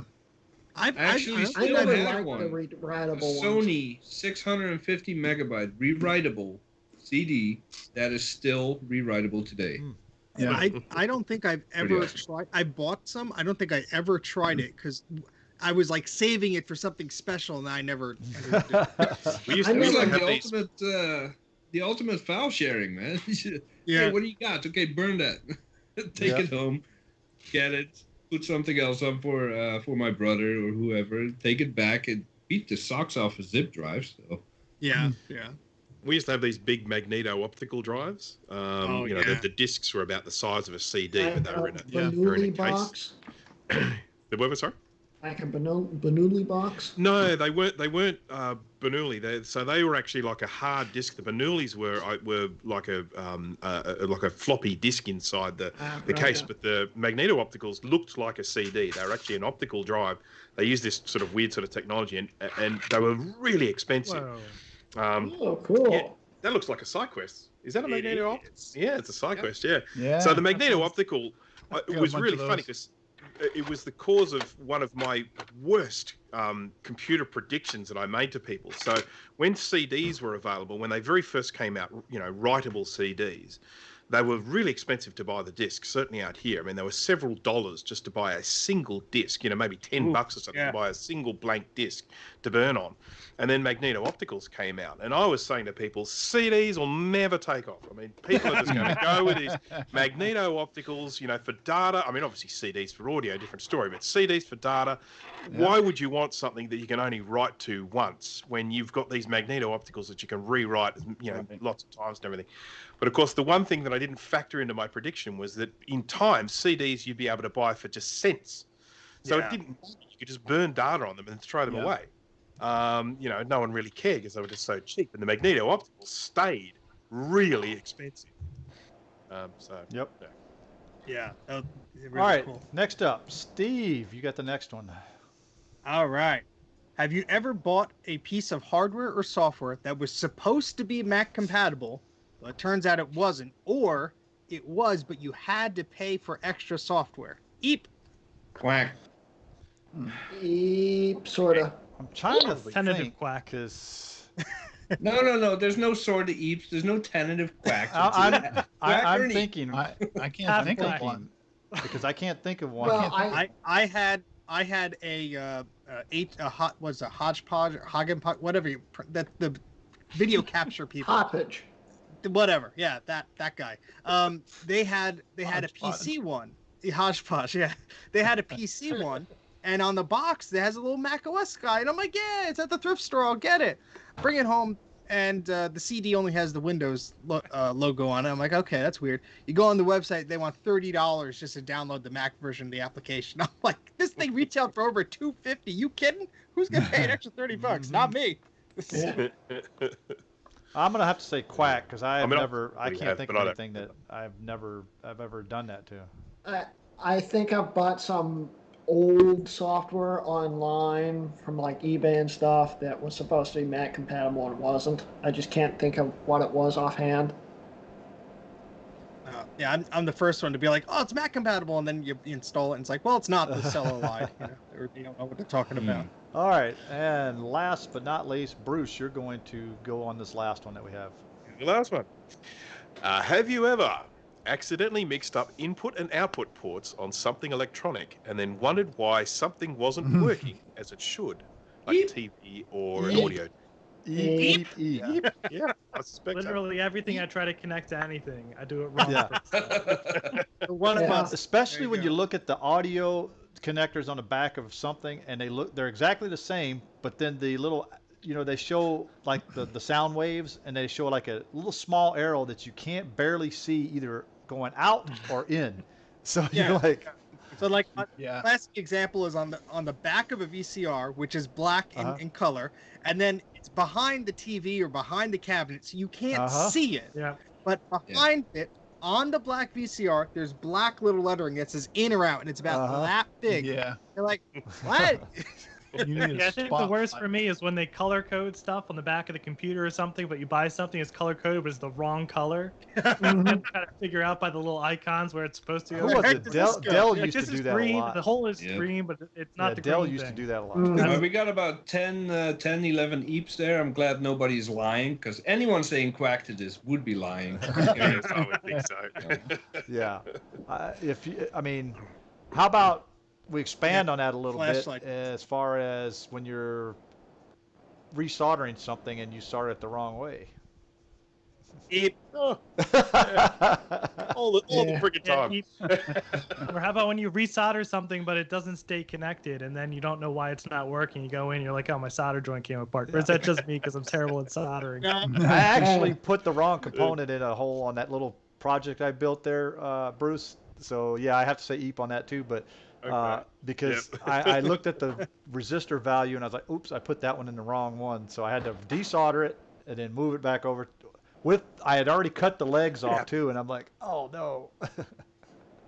I had Bruce's cheat sheet and I was following it along, and then I realized I put the 50-volt cap in the wrong spot, and I'm like, undo that and put that back.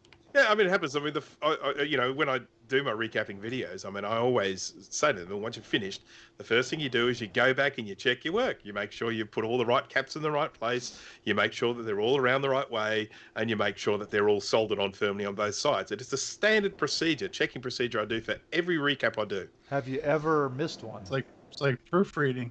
Oh yeah. I'm definitely. That's why I check. If I never found a problem, I'd probably stop checking. Yeah. Hey, Kenzo. All right. Hey, Someone say caps.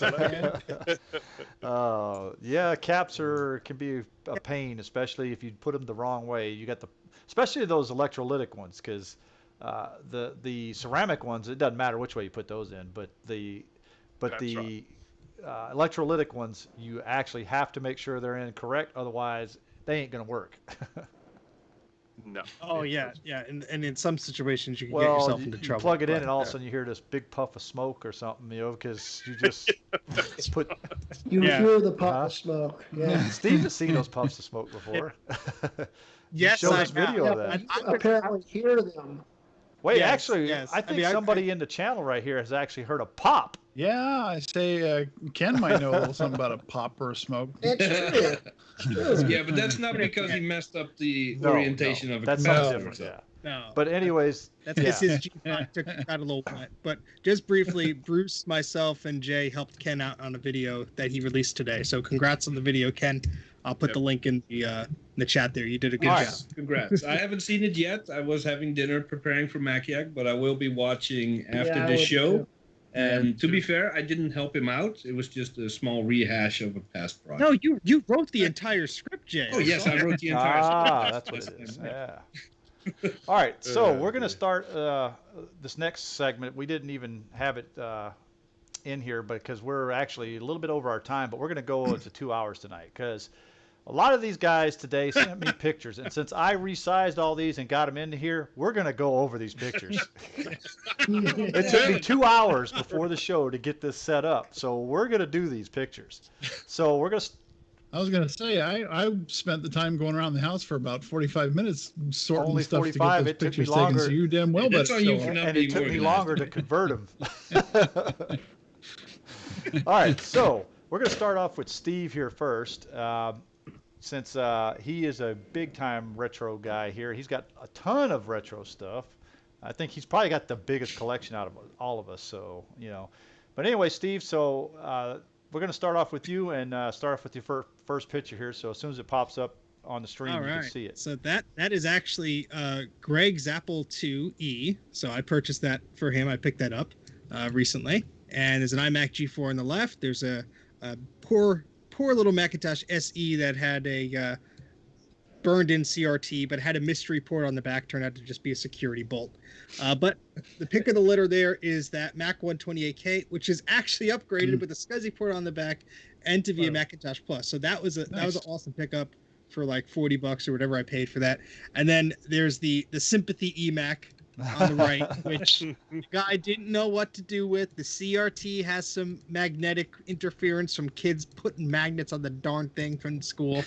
I felt bad for it. Its hard drive was making noises, and I got it for what I paid too much for, because if you have to pay anything for an eMac, you're overpaying. But that's the summary. You're trying to say people should pay you to take it? Yes, they're heavy enough. All right. They should.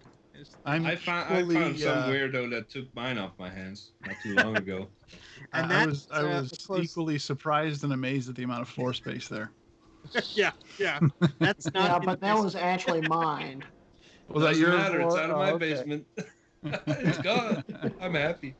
So the this picture here is that 128K Macintosh, and that board that you see attached to that logic board, that's that Mac Rescue whatever brand name upgrade card that's actually Look at all seated that on RAM. top of the processor. Yeah, it's all I think it was 4 or 6 megs, and that little red thing is the dip switches that I, for the life of me, cannot get it to cooperate. But it has a SCSI port, so it's almost as good as a Mac Plus there. It's pretty neat.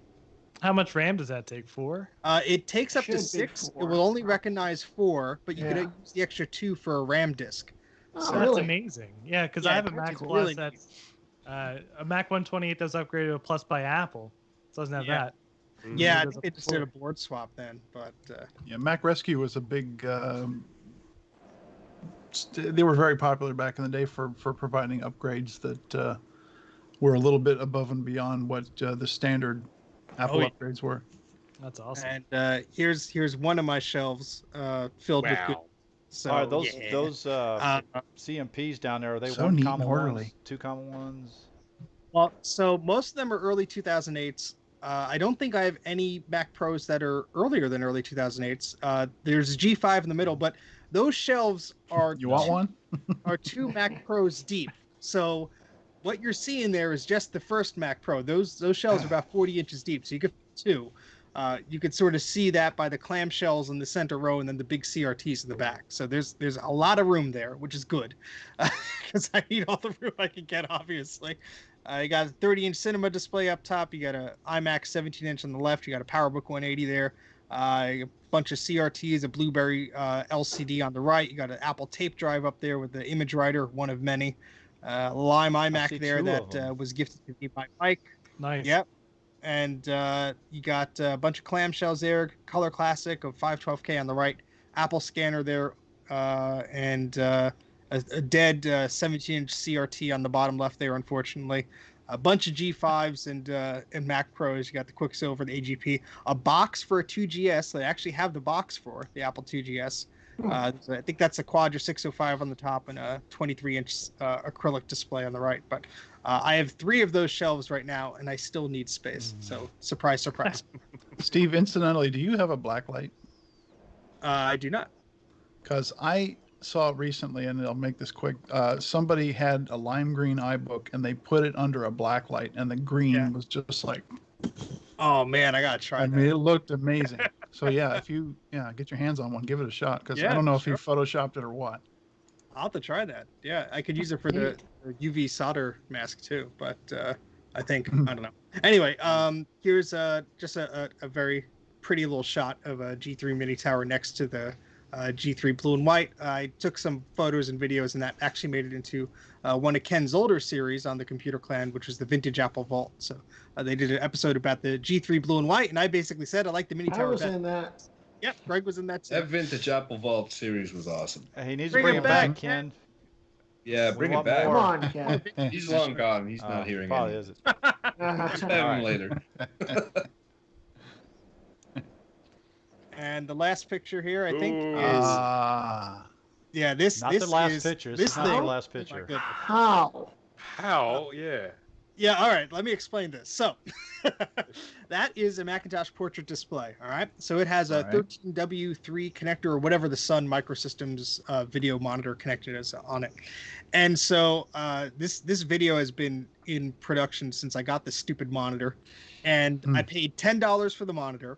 I paid probably 10 times more of that on the adapters, the cables, the other cables, the other adapters. I kept going on eBay and buying a portrait display card, another portrait display card, another cable, an Apple cable, a Sun cable, and just making all of that try to work was absolutely pain. What is?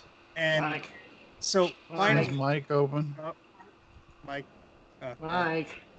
It's all right.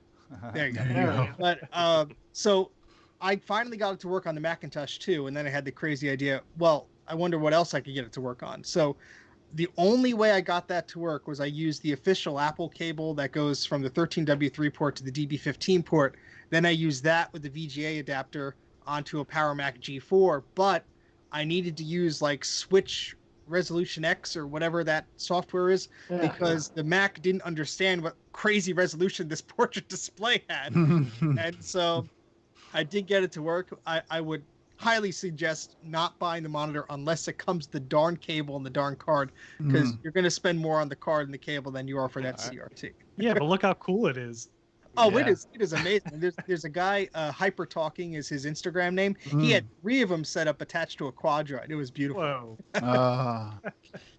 And last but not least, I think this is the last one. One more after this. Sorry. Oh, come on. This is basically a super tool support binder. It's a reference guide if you were an Apple reseller. Had a bunch of spec sheets and all sorts of goodies that are internal stuff.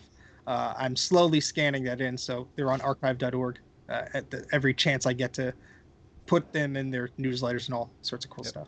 So that's that. And last, it's sideways. I didn't. Just turn your head. For some reason, that's how it got sent it's to the me. There we clown go. Now Mac. I can see it. Yeah. Don't look at the clown Mac in the middle. It's very sad. It's hard not to. Make fun of it. Yeah, no kidding. It's the thing your eye goes straight to. Yeah. Yeah. That's a sad one. But that's It's just this another blue shelf. thing. Yeah, this poor little guy. But the Macintosh TV. There we go. This is Macintosh TV. You got another Lime iBook. That's probably the same one from the other shelf. This is an older photo.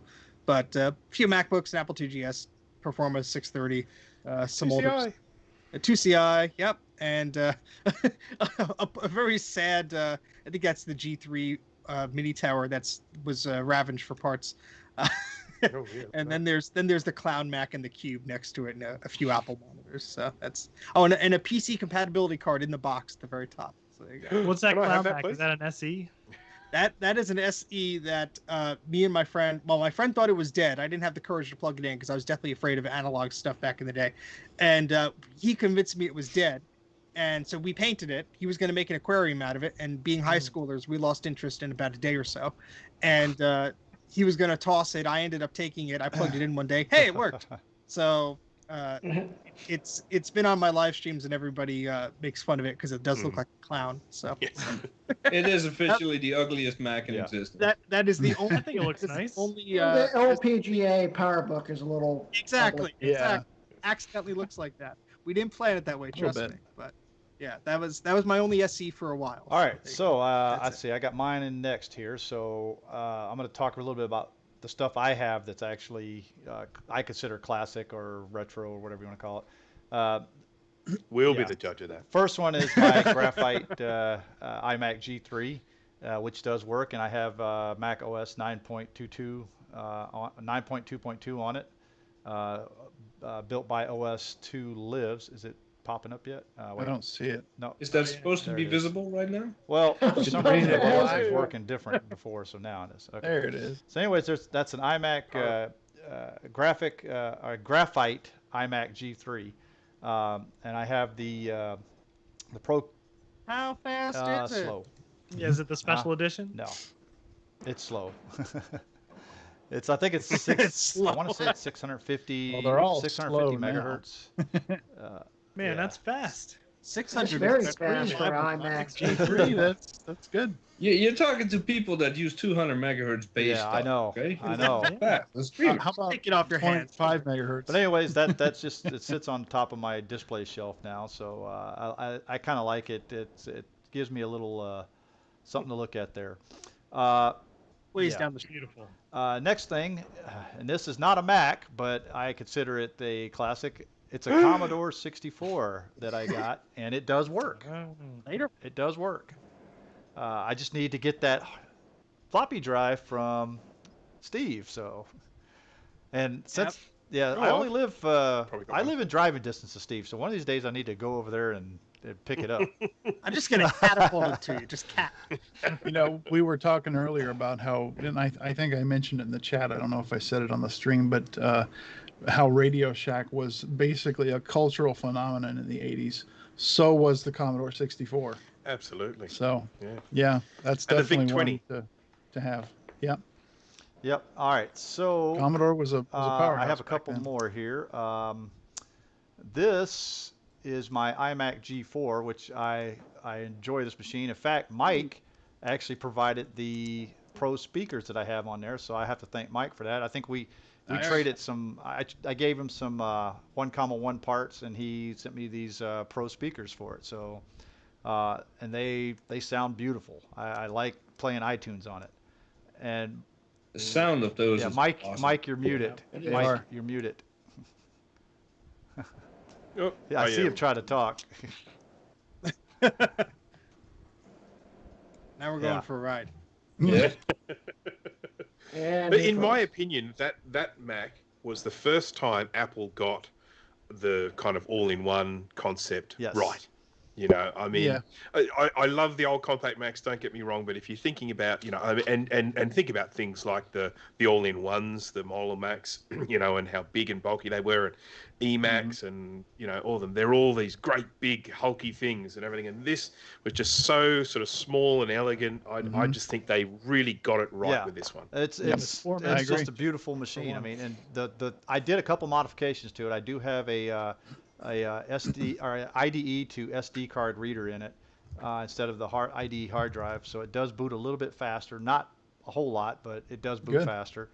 And it's funny because you see a little red light inside there because there's a little red light on the SD card to IDE. So when I turn it on, where the holes are, you see a red light pop up right there. So it's Little it's kind Christmas of cool light. looking actually. Yeah, Magic red light. Nice. it's kind of cool looking. So but it does work. I do have, I think that's a 1.25 gigahertz machine, so I like it. Works out pretty good. Is that the one that will run OS 9 natively? No. I have to run. No, I have think to it's run too a hacked version of OS 9 in order to do it. Although I do have Tiger on it right now with classic environment on it, so it does work pretty good there. Let's see. My next one is PowerMac G4 that I got for free because they were going to recycle it where I work, and the only thing wrong with it was a power supply.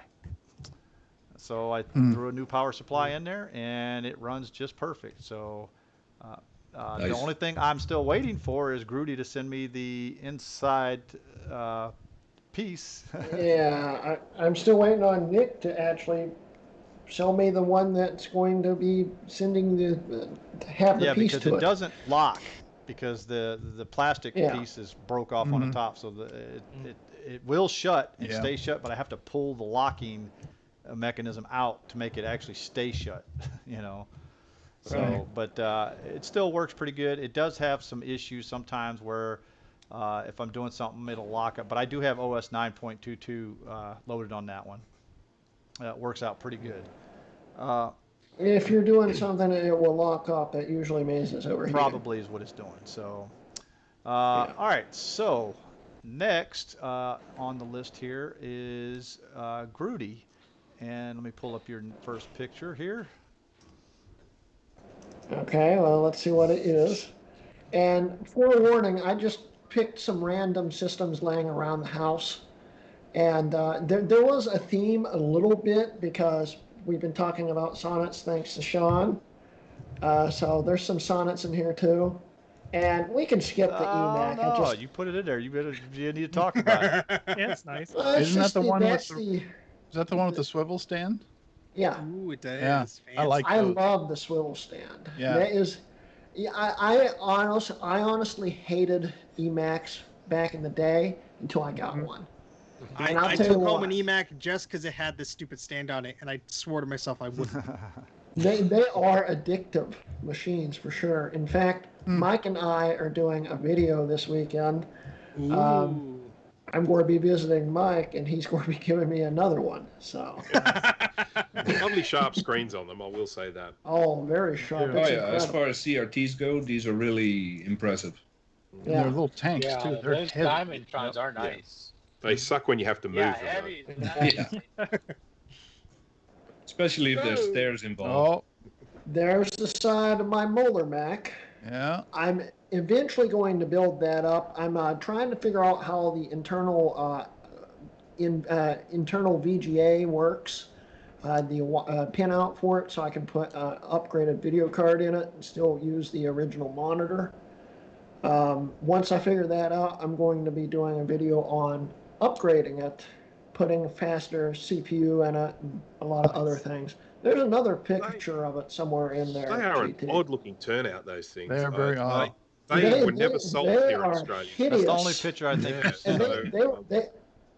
So, no, there's another one. Well, It's just, I sent I them in know. random order. They're in the order that you sent them. And there's my 9600 that I converted to a Power Express and then stuck a G4 into. Nice. So it says Power Macintosh G3 on the front of it, and that came from Part's G3 Mini Tower. And I've been building it up. It's currently got some issues with booting and stuff. And then right there is the custom G4 gigabit. No, not gigabit. That is a regular sawtooth. That is actually the sawtooth that Mike gave me in the last video we did together.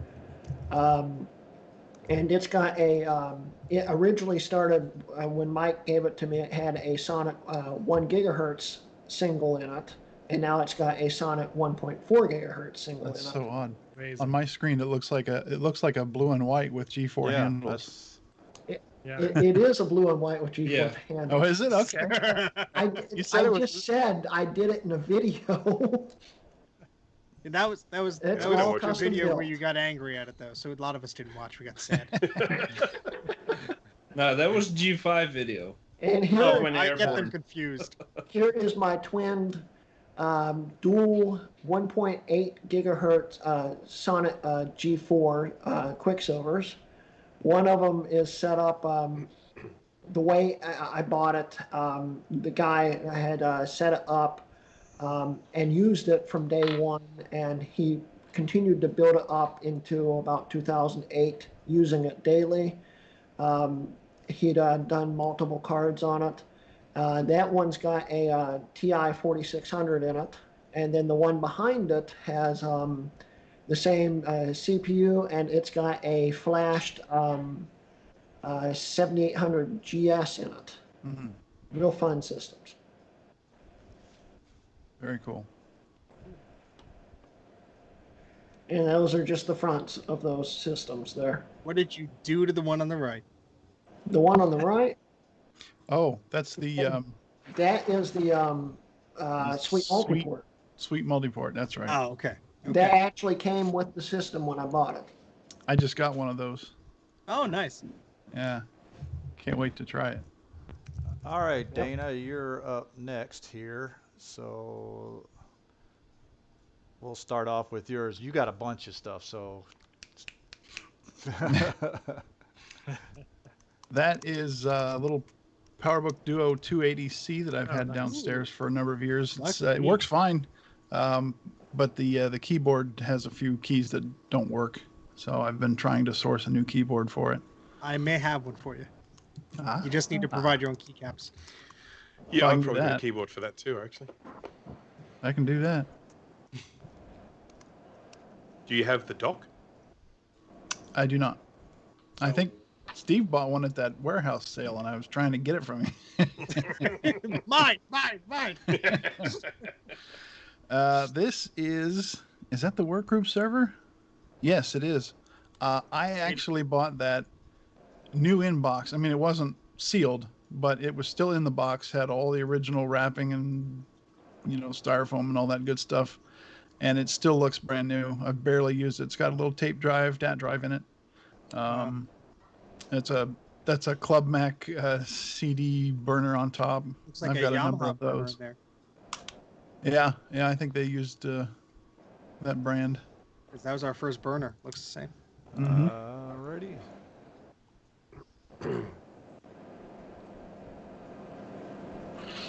Oh, I used the flash on that one. You can skip it. So it's the same one. It's the same picture, It's just with a automatic. flash, right? It's the same picture. I just used the flash. Yeah, you can see all the Club Mac stuff in That's there. like- Those two. Your workgroup an server, image that's reader. the same exact one I used for years. Yeah.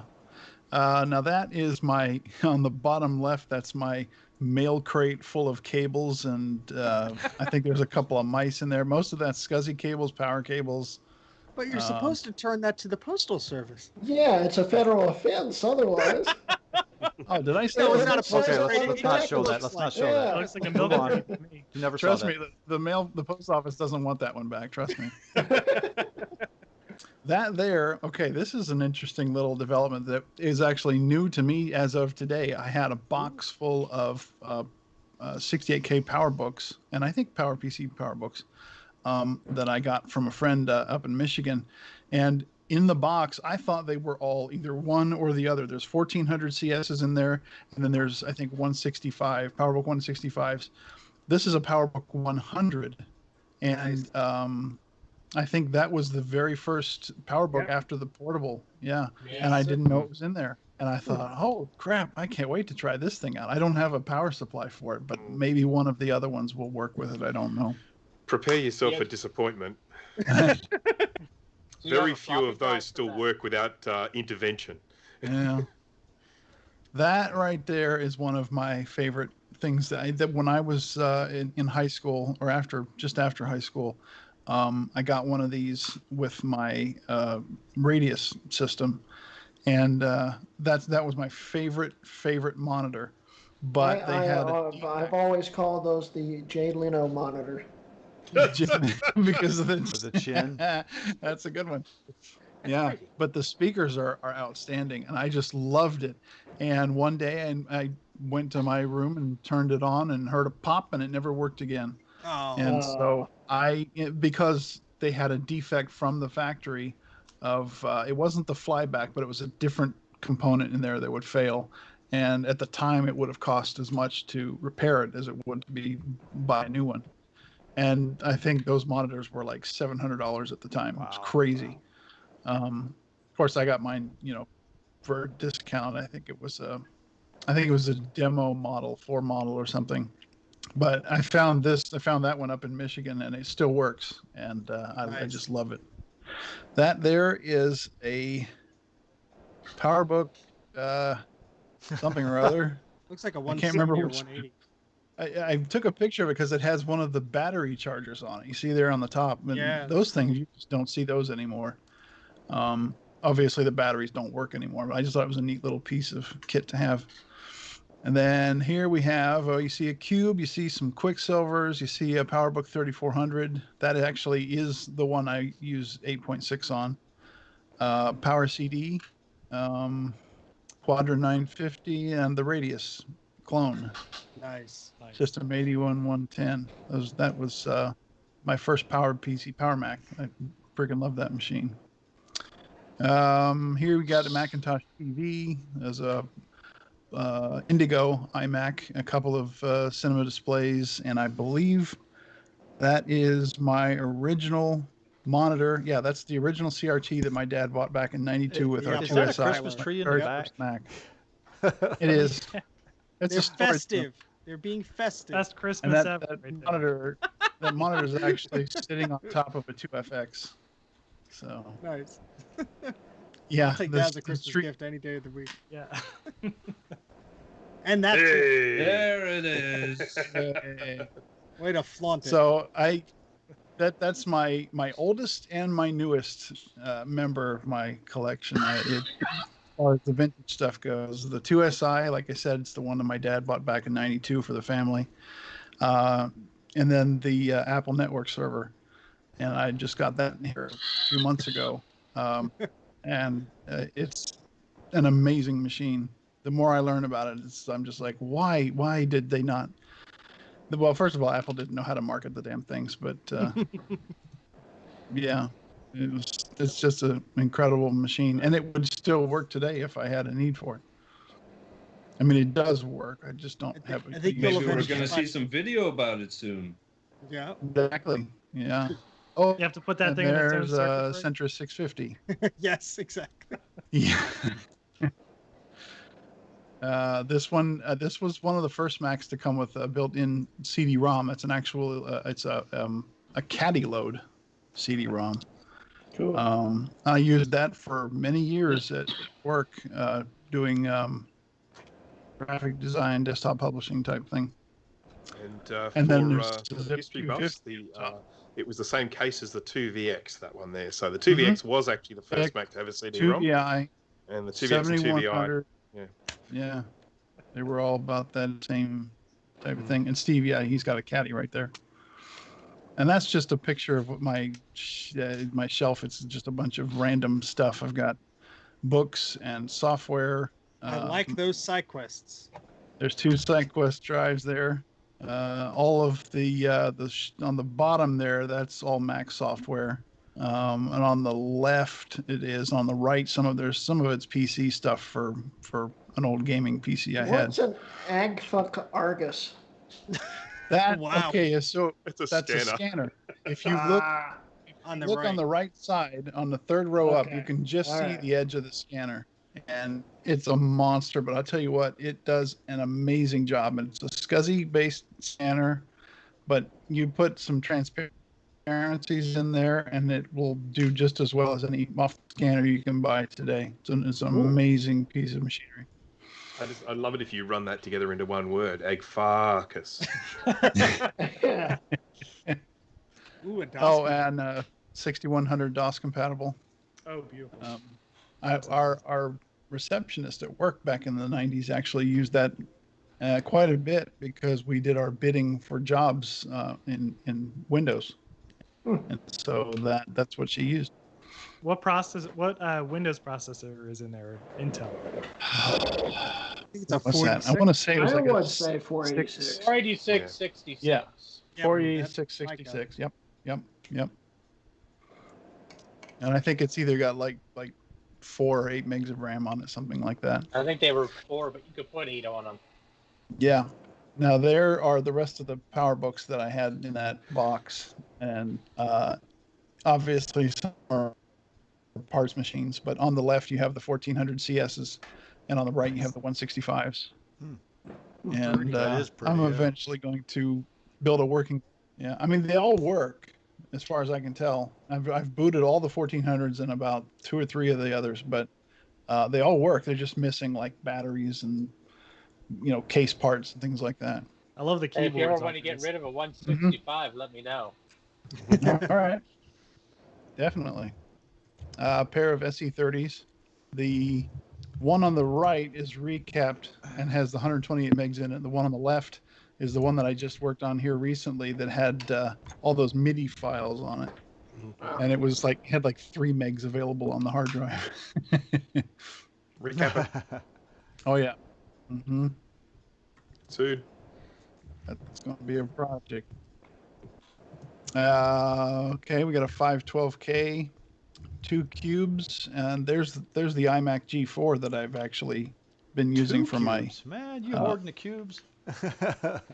I was about to say the same thing. Spoil it for the rest of us. The one of them's a 450, the other one's a 500, and the 500 has a modded video card in it. It's a GeForce 6200, 256 meg card, which were the fact. Yeah, we're starting to lose Dana here. Yeah, you're cutting in and out. No, sorry. Yeah, it's better now. Yeah, it's better. So the as you say it, he goes back again. has GeForce 6200 card. I think that's a sign that he submitted about 30 pictures too many. Get faster. He's only got 2 more left. 2 more left. Yeah. Oh. You can do it. You can do it. Wow. Oh, those are Love beautiful. that. That's There's another 2 CI, 2 CX, and a Quadra 700. Now I'll trade you the FX. DuoDock for What's that. going on with my connection? That was a 2FX Twix. on the top, wasn't it, Dan? He's Yeah, smiling. that's just a close-up of the 2SI. At Very the top, cute little that was a computer, the 2FX. Yeah, that's All right. the close-up of the 2SI. All right, and that's it with Dana's monstrous amount of pictures he sent me that I actually, and I was going to make him go over every one because I had to convert every one of his because OBS didn't like his format for some reason, so I had to convert it to PNG files. So Jay, you're up next. All right. So when we were asked this afternoon, hey, do you want to show anything off? I just sent in one picture. I had no idea we were going to be here for 4 hours. So I just sent him this one and said, hey, this is one I'm kind of proud of. Put that in. That is my G4 MDD. If you're familiar with my blog, this baby is called Maya. And it has the G rack, I forgot the name for a second, on top. And I forgot the name of the legs as well. It's the same company, but those legs are actually made for the G3 and G4. It's just a good thing they didn't name it the I rack. Nah. So, and these legs, it's very handy if you have not a lot of desk space. And I didn't know it was such a big deal until this guy in England, I forgot his name. It's My Natural Color, I think. Yeah, he did a video about it, freaking the F out about the fact that he found a pair. And I'm like, okay, might as well show them. You were hoarding them, right? You know. You got one more picture here, Jay. I know, I'm waiting for it to pop up. Oh, that's the inside of Miss Maya. A dual 1.8 gigahertz Sonnet CPU upgrade card. That's amazing. That has been overclocked to dual 2.0 gigahertz. And I broke it for a little while, but then I fixed it. Yeah, you really broke it for a little while. Yeah. So, and those are the only 2 pictures I submitted. Yeah, I know. Humble me.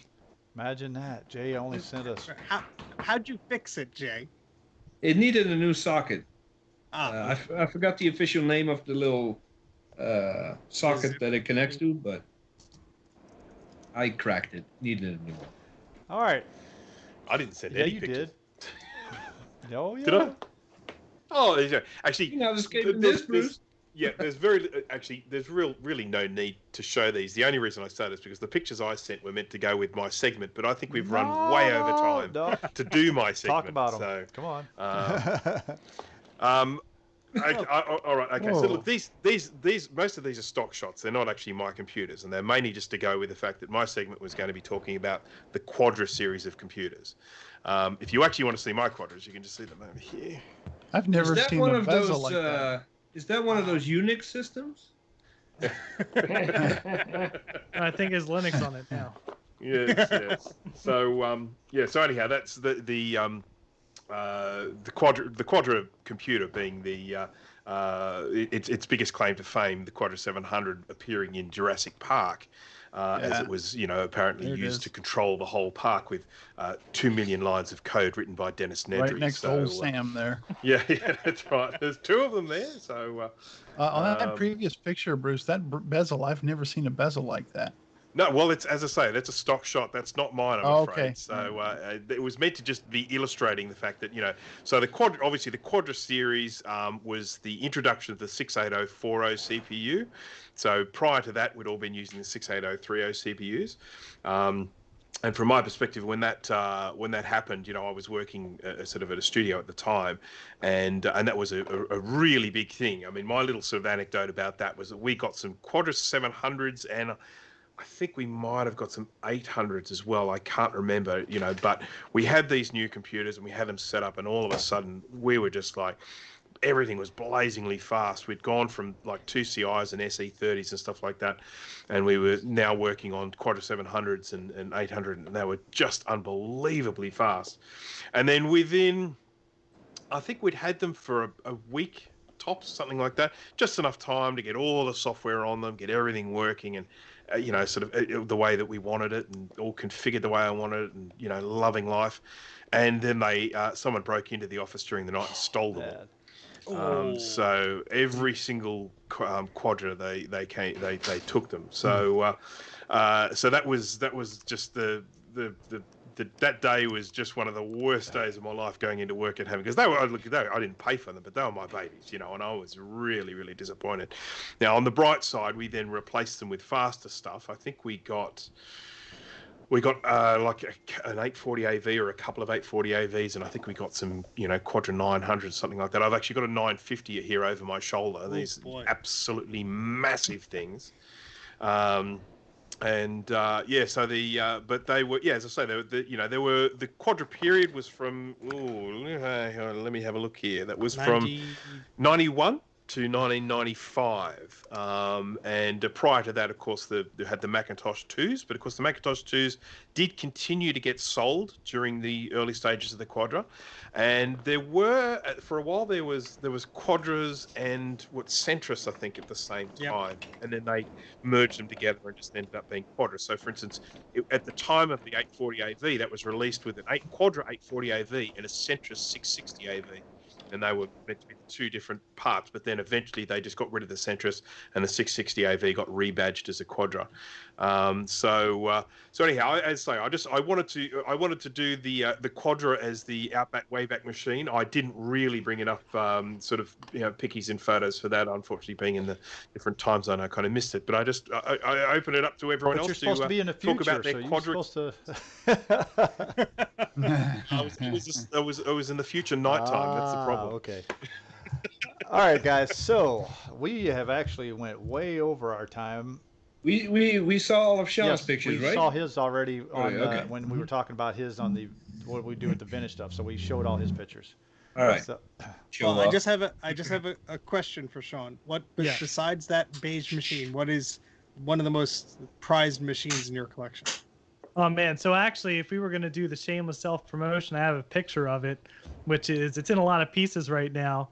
but I just picked up a UMax Superback S900. And it had a little bit of purple power on the inside, which is quite nice. But I have an even crazier processor upgrade I'm going to try to do to it. And I think I'm going to try to go all the way. I think I'm going to try to make it even faster than the Base G3. Liquid cooled G5 or something. Liquid cooled, yeah, absolutely. But that thing could take over a gig of RAM because it has like 16 megs on the motherboard. Then it can take a gig. So I think it's probably best the Base G3. There we go. All right, guys. So we have reached the end of the show tonight. I think we had a. Yes. Are you sure? I got another hour in me. Not according to what you said on the chat here. So. We can continue it on Discord, folks. Yeah. Don't worry. Did Rocky send any? He did, but I couldn't. I had to convert his too because his is the same as yours for some reason. Oh, might be the HVAC. So I didn't get a chance to. See, I don't get that because I took them straight on my phone and sent them right to you, and it must be that. I don't understand why it saved them in a weird format. That older phone format. I don't know. But his was the same way. I couldn't import him, so I didn't have a chance to actually. We'll have another retro talk. Yeah. Plus, Rocky would have to be. Be here to explain his picture. So that's another thing. So we need him here to explain his. If we have a party like this again, are you interested in gracing us with your presence again, Sean? Yes, absolutely. Thank you so much for having me. This was so much fun. Yeah. Looking forward to bring any photos, but I've got some random logic boards. Sean, you do know that you set yourself up for every future upgrade video on your channel will have to be benchmarked with a MacYac stream, right? So, you set it up for that. In fact, I'm only going to watch MacYac from now on Vintage Macs. There we go. That works. Hey, but we thank you for putting that in your video, though. Be honest with you, that's actually got us to want to put you on here is because we're like, hey, he mentioned MacYac and had it running on a classic Mac, Easy guess. So, there you go. Yeah, we definitely wanted to see classic Macs are good for something. Get you on a show like ours. So socialize it. All right, guys. What we ought to do is take all these pictures and put them on the MacYac blog. We can. Yeah, there we go. You can do that. Like a little gallery for people to look through. Okay, so you sound drunk right now, Dana. That sounds like something. Wrote a tricycle? I think Dana needs to write that blog. What do you think, Jay? Not in this state. He needs to sober up first. All right, guys. But anyways, it's been a fun night. We had a pretty good showing tonight. We had a lot of people show up tonight to watch us. We appreciate that. Make sure you hit that thumbs up. Make sure you hit that subscribe button. Make sure you hit that little bell icon because we only go. Can we have Bruce say that? Go ahead. Smash that. There you go. And smash what else? Hey, what's up, guys? Don't forget to smash that like button. Still weird. But make sure you hit that subscribe button. Make sure you hit that bell icon because we only go live once a week, so you're only going to get one alert a week from us. We don't do this like 20 times a week like Steve and Bruce does, but but they do it for like 6 hours at a time, Steve. Yeah, there you go. All right, there you go. But they're a good 6 hours. Yeah. But anyways, make sure you hit that subscribe button. Make sure you tell your friends about us. Also, we are still looking for our 1,000th subscription. We are at 763, I think, last I checked. So 65. Okay, we got a couple more then since I saw it last. But anyways, if you go to episode number 69, and where's Charlie at? Oh, it's bedtime, right? But if you go to episode 69, watch that episode. You'll see how you can enter to actually win a white polycarbonate 2008 MacBook that I'm giving away. A $50 Steam gift card that Rocky is giving away, and a iPod Nano, I think is what it is. Mini. I don't know. I'm not looking at you're in a little dot on my. He's in a little dot on my Skype. So. It's a first generation. Okay, first generation Mini. Nice. He's giving away that. So. A good one. I think I have a lanyard that goes with it, so I'll send you that. And if the winner happens to be Australian, I'm sure I'll be able to find something to send them. I've got a couple of spare 13-inch MacBook Pros from like 2011 or something. Like we said, if it's international, we might need some help with the shipping, but everything else in the States, I will cover shipping for. But make sure you go and watch that, and make sure you got to subscribe, and you got to do a certain thing that's in the video. So you got to watch the video, unfortunately. Yep. So anyways, guys, been fun, and we will see you guys next week. So you guys have a See you later. Have a good evening.